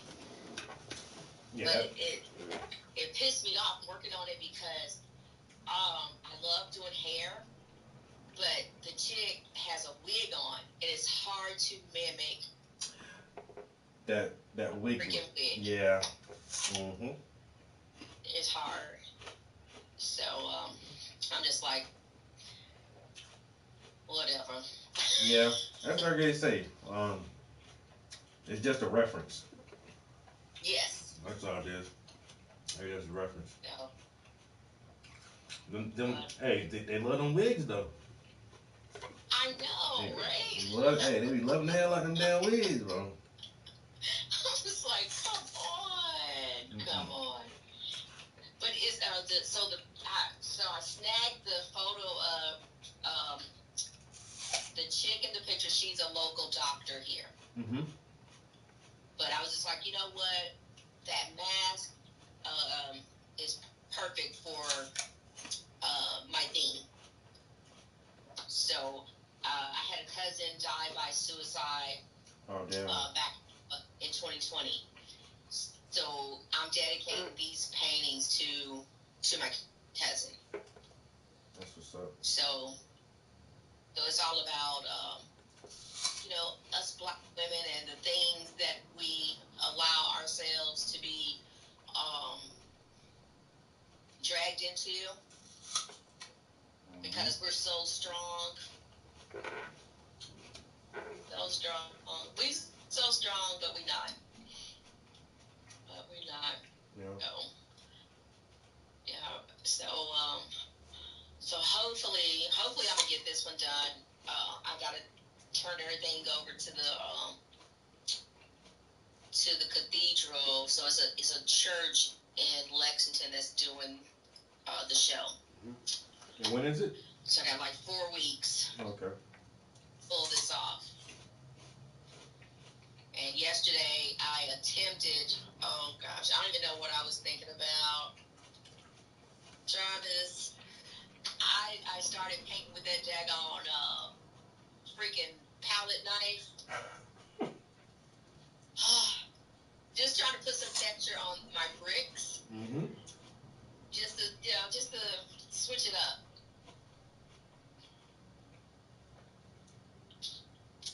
I don't know. I don't even know.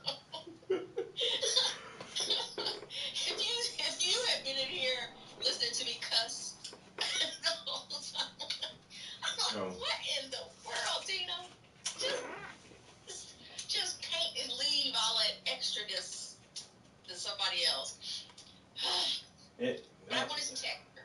texture adds a whole nother layer to it though. Just having that little bit of texture, just in certain spots, even if it's just a little bit. Yeah. Oh, trust and believe me, I'm not doing it anymore. not on this painting because I love the painting. I love the painting, so that's why I was cussing myself out because I'm like, what did I just do? Don't fuck it up. Right. Don't fuck it up. Be here scraping and sanding. I tell myself that the whole painting, don't fuck this up, bro. Oh God. So my daughter, she's on the phone while I'm, she's on the phone talking to me while I'm painting. She's like, "Mommy, put the knife down and stay away from the painting." You about to hurt something. Damn. Oh gosh. But I'm loving the series that you just started. Appreciate it. Thank you. But yes, let's put a tube of paint between the toes or something. I don't know. I like that. I really do. I'm thinking about my next model now. Who can I get? Okay. You put some paint in your toes, girl. I'm talking about more than nail polish. Do it. I'm waiting. You know, in that way, that something like that can be like super colorful and super vibrant, like some really neon green and something like really poppy. Yep. Wow. Yep, I think so. I think I might have to start chatting with you more often. Keep picking your brain. Hey, I'm always here. You got my number. Yeah. I've been loving what you're doing with the house too. Oh, thank you. Yo, that shit is crazy. It took me away from painting for almost a year. No. Well, It took away. you got to make it comfortable. Yes. You know, you got to make it comfortable for you, and then everything else will flow way better once you comfortable. Right. Mm-hmm. No, but I'm loving it. I'm loving it. Well, I think being a busting her hump getting that shit together. Yes. Mm-hmm. Yes. Sweating all weekend. So I had a guy come by and hang some doors for me, and he's like, "Well, who's done your painting?" I was like, "Oh, I've done the painting myself."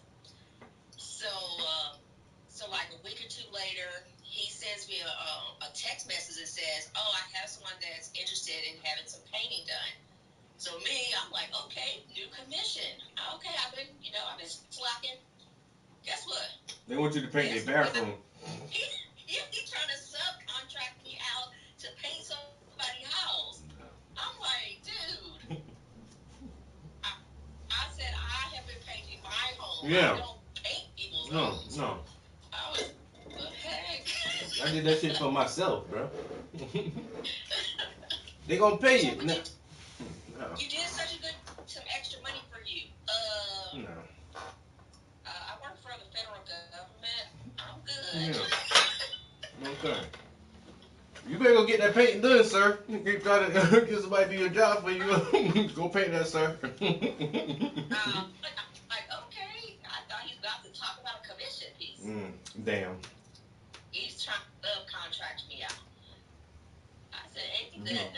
He look at the lines. We got the bit. Yeah, this pretty good paint job. Nah, bro. I don't work like that. He was like, but you did some good work. Yeah. That shit, that's professional. Professional level.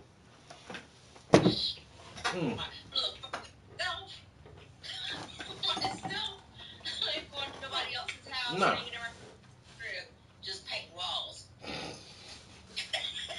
How you doing, man? Right. Lord. I did that for a long time. I can't even imagine like doing that shit no more. Right. No. It was fun for a little while, but I don't know, out of all the trades, like painting is one of the least paid trades. I be on the job site And the electricians and the carpenters and the plumbers and the roofer, everybody get paid way more, and we in they and they sanding some goddamn walls and shit. Shoot. If I'm gonna mess up these shoulders, I'm gonna mess it up slinging paint on the easel. I know that's right. I got so many back problems now from working so hard doing that shit. Nah. And like I said, people be trying to still get me. Hey, yo, cut. Nah, I'm good. I don't do that. Nah. He was like, oh, it's some extra money. I need some extra money. I just paid you, so here's yours. No. But heck, extra money. I'm not out there soliciting myself for motherfucking remodeling contracts, nigga. Oh, you know what? Then I ran into this chick. I was with my mom. I ran into this chick that she graduated from high school with my older sister. And she was like, oh, do you give lessons? And I'm thinking, oh, she got, some painting lessons. No. Renovation lessons. I was like, Do y'all know what I do, right? Yeah. All her really seeing is me renovating this house. That's crazy. Can you give me some lessons? Yeah, I give you YouTube, bitch. YouTube. Yes, that's what I've been doing. YouTube University. I check YouTube to see if I can do it myself. If I can't, I'll hire somebody. That's it. Simple as that. You get lessons. I should have said yeah. I taste. That's it. Goddamn. Tell her you give lessons, charge her $75 and then send her a YouTube link. You've done so good on your house, okay, because this is what I want in my house. Is one thing to do the work, you have to come up with the concept of what you want. You have to come up with the colors that you want. I can't teach people that. But I can come over and consult. People think, consult. Yeah, For price. think you got a magic sauce, a magic wand or something? Hey, I can help you put some colors together to make sure your house looks decent. You did a really good job on all your renovations. Man, that shit look. Thank you. That shit looks so good. Oh man, I'm gonna let you go so you can get started. That looks good. It's coming along, making a little wee bit of progress here. Lord, please. And I was serious on that apprenticeship. I was like, man, I need to be wherever it is. When the last time you ain't been back to Virginia no time? No, I haven't. I told myself I was gonna try and go this past September and go to the what is that, Paint Attack or Art Attack. Yes, I had thought about doing it, but I'm telling you, I've just been so consumed with renovating my house. Yeah, I know it. Like you say, that's a long process, and it's a lot of work. Long process and a lot of work. So I feel you. I was Hopefully, I'm gonna have to get back there to do the Art Attack, because I really want to go see Bill. Yeah. I want to go see Bill, and my daughter still lives there. She's in Richmond, so I need to get back there. Little visit. Yeah.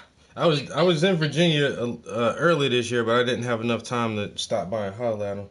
But I might be back down there again before the year is out, and I'm gonna try to make it a priority to go say something to them. Okay. Well, maybe it probably won't be this summer. Shoot, I don't know. But I'm gonna let you go. I'm gonna get off here because I laid some paintings outside to dry a little, taking advantage of this heat. I know that's right. But I'll be looking for those feet with the paint. It's coming. Okay. All right. Well, paint on, brother. Yes, ma'am. Enjoy the rest of your day. I'll Bye. All right, bye. Is that the light? That one of my art buddies from Virginia. We had the same mentor, yo.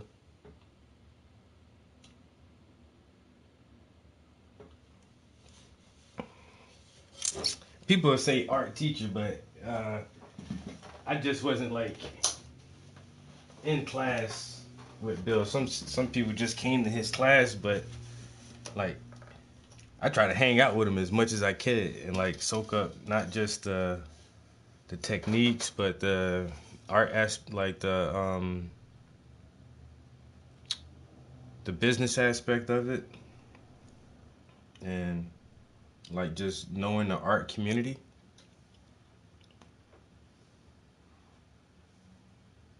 So he really helped me to a lot of different shit.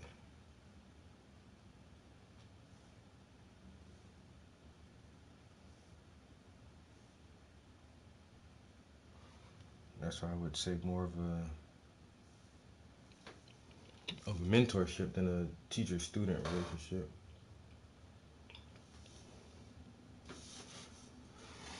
All right, we already did 2 hours. I'm trying to find a stopping point. Go play some video games. And then, gotta get to bed early. I'm gonna go take a little road trip with my son. Well, to go see my son in the morning. Hang out with him for a little minute.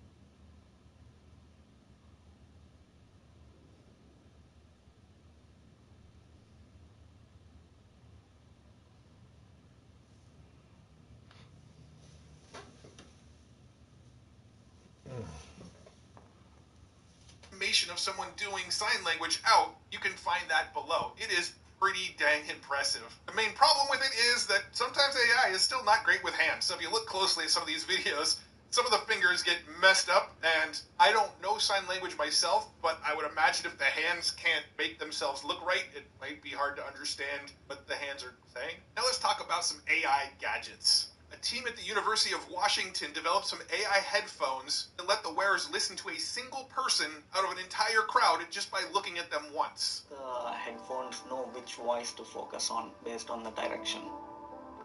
Create amazing videos with artless templates. Make a promise when I do my best. 25 cents on 25 racks. Just got started, no we ain't done yet. Buy a new crib, that's a goddamn flex. When you look at a particular person, the mouth is located at equal distances towards your ears, and so sound will arrive at the same time across both ears, which is a cue for the headphone system. And the headphone system uses AI technology to extract the voice that wearer wants to hear while ignoring like all sounds in the environment from that point on. So now we're outside, we're standing in front of this lovely fountain here that's very noisy. So if you want to have a conversation, you can go ahead and click that button on your right and record my voice for 3 seconds.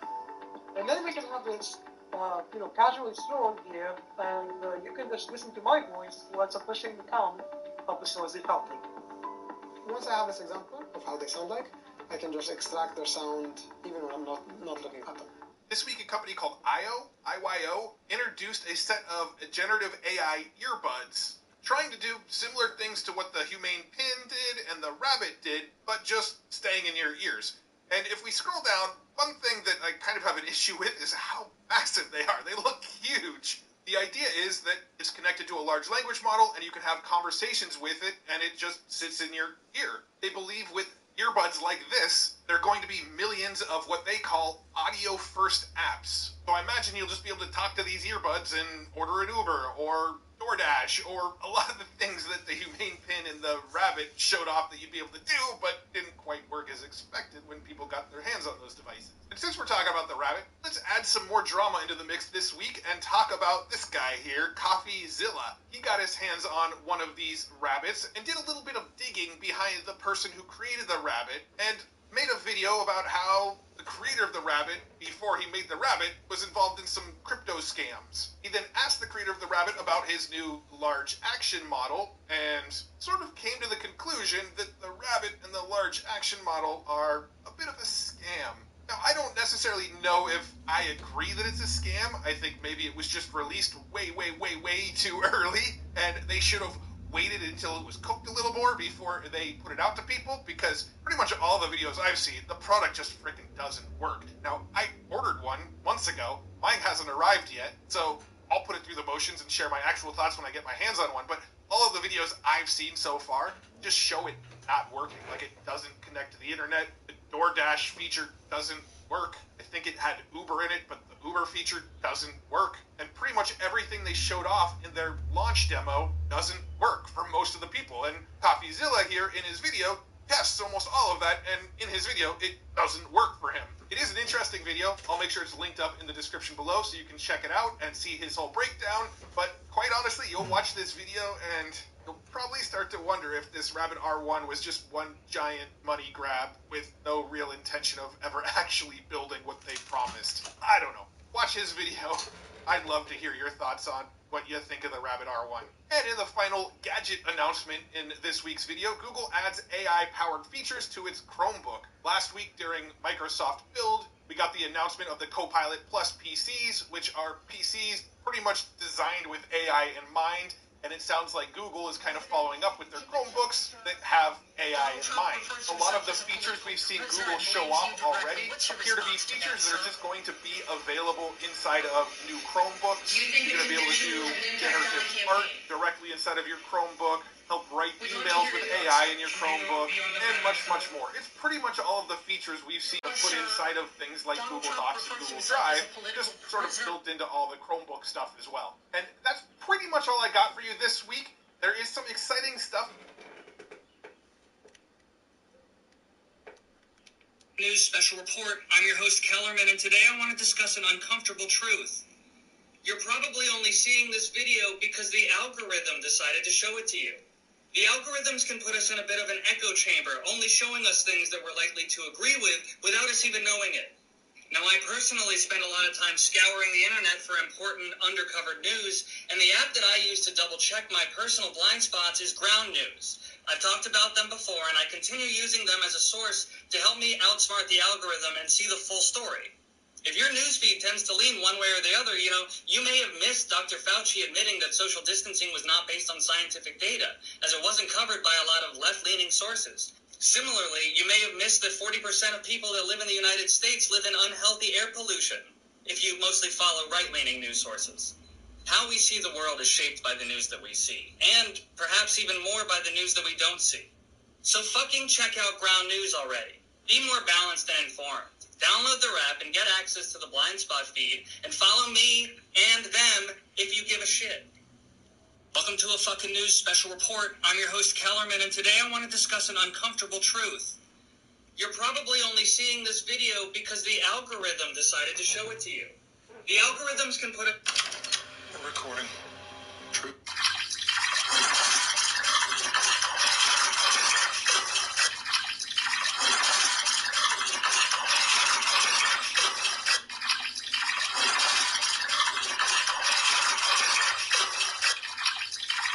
IDF is evil. If you steal somebody's land and then put your boot on their neck for 75 years, bad things are going to happen.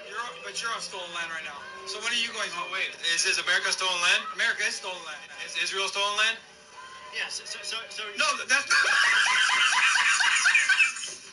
The IDF is evil. If you steal somebody's land and then put your boot on their neck for 75 years, bad things are going to happen. But you're on stolen land right now. So when are you going home? Oh, wait. Is America stolen land? America is stolen land. Is Israel stolen land? Yes. So no, that's... But it's so fragile that saying its name breaks it. Men's masculinity. Silence, you fucking freak, you sideshow act, you fucking weirdo.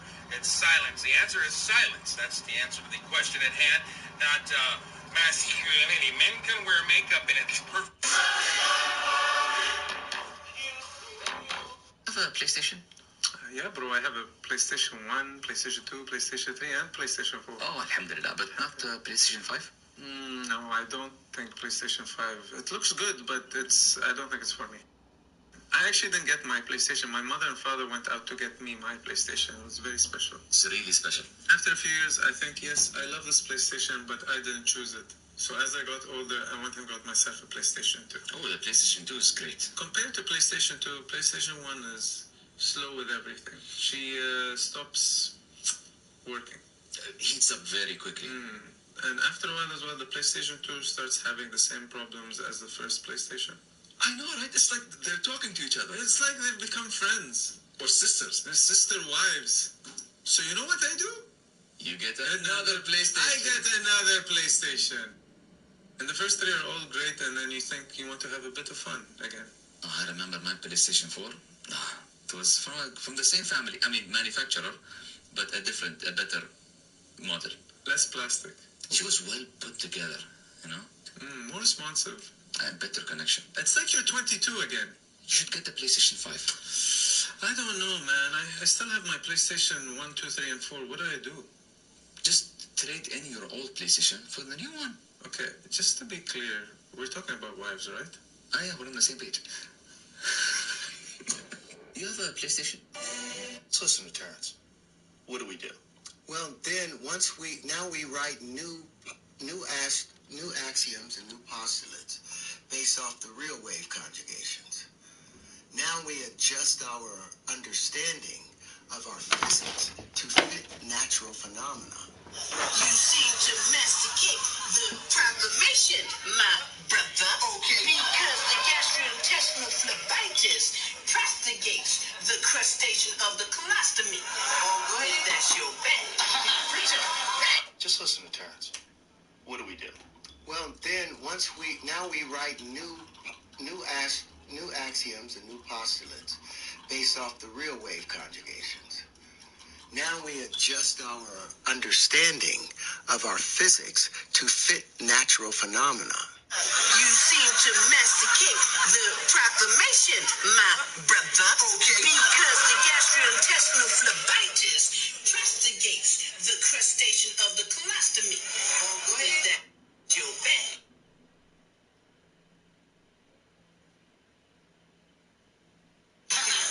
You all know that. Top 3 cocktails. I have never seen a woman make a broke man rich, but I've seen plenty of men make broke women rich. Do you think that we have a problem in society? We definitely.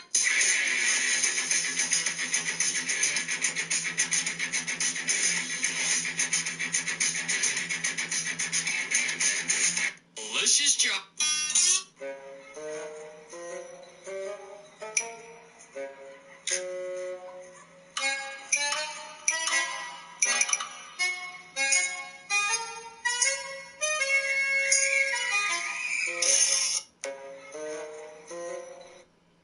Now that's twice I came across a slew-footed demon, leaking semen.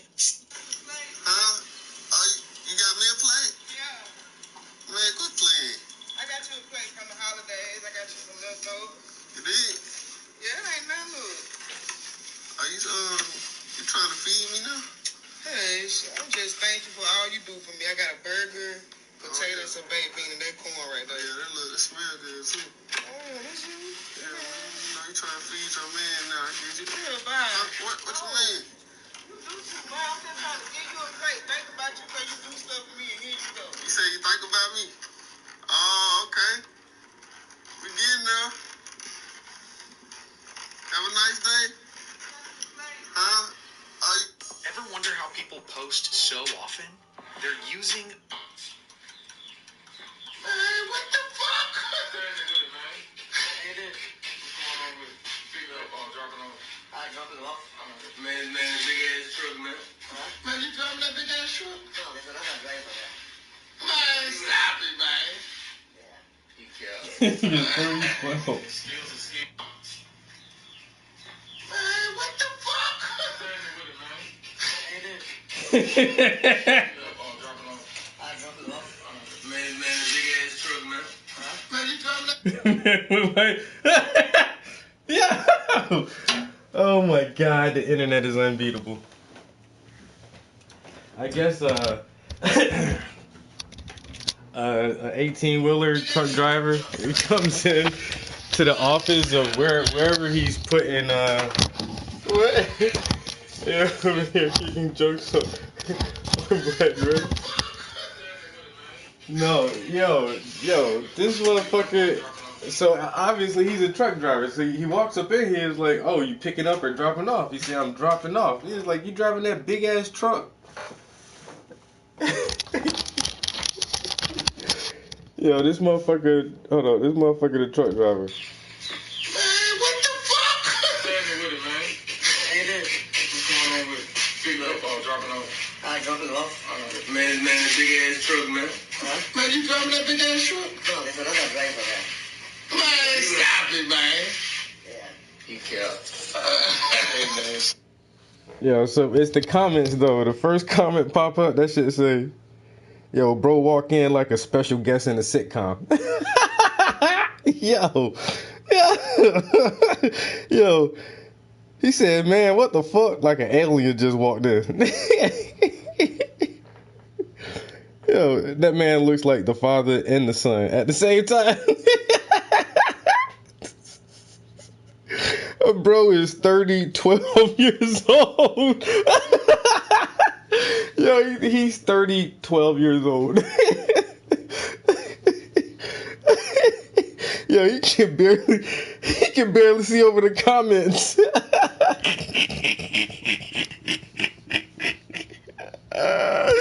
Yo, the first one though, yo, he walked in like the special guest on the sitcom. Yo, the internet is undefeated, boy. I tell you, boy. Yo, he can barely see over the comments. Yo, you cannot fuck with these motherfuckers out there in the internet land, yo. This motherfucker is 30, 12 years old. He 42. He 42.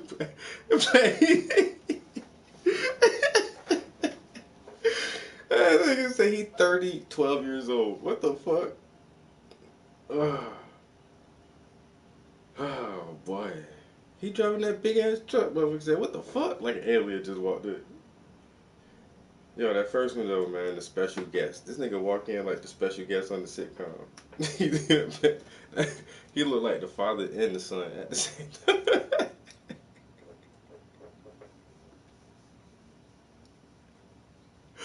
I don't know why this shit is so funny to me right now. Oh, damn. I'll be damn.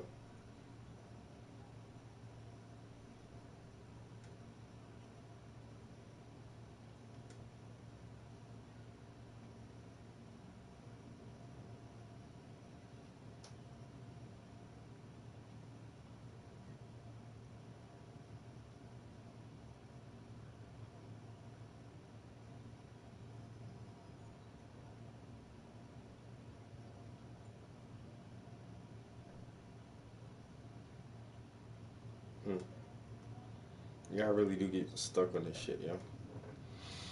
Alright, let me get up out of here for this afternoon. I might stream some video games. Yo, P, we playing Helldivers or what, man? The new season of Call of Duty just started too, though.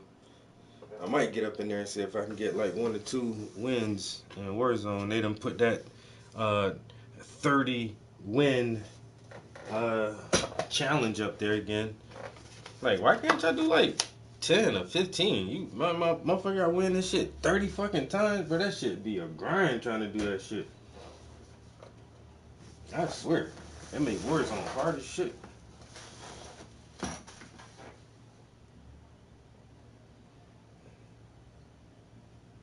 I wonder why I couldn't make that page thing on Perplexity like he was describing.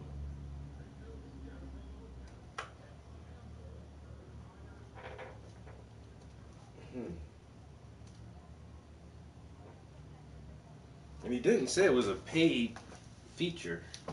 I wanted to see if I can generate like a Wikipedia page about myself like that. I think I have that. Oh, my phone about to die too. Damn. I think I have the Perplexity app.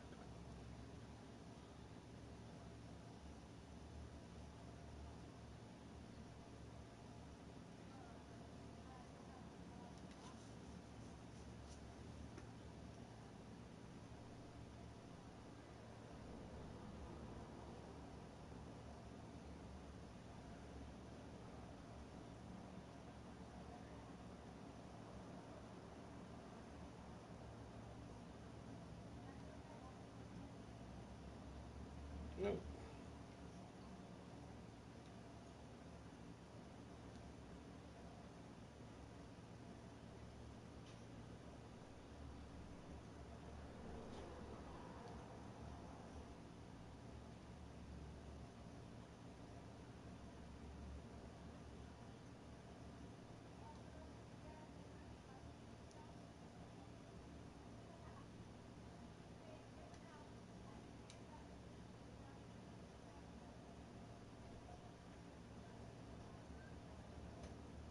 Nah, Twitter, Discord, ProSearch, language thing.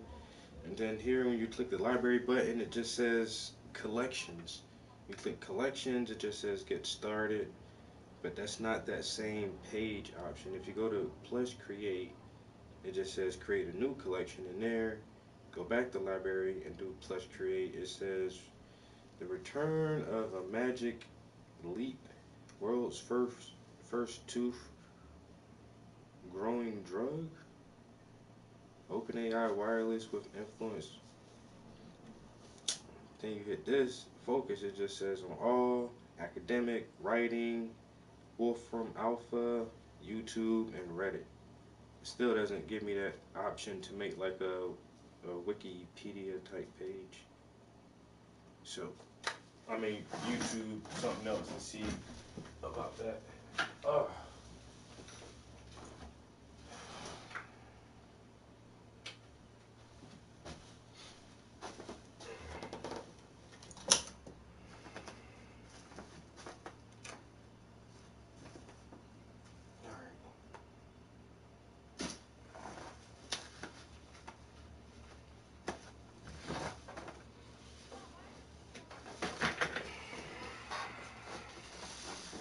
Alright, I'll catch you guys downstairs, and if not, I'll see y'all next time.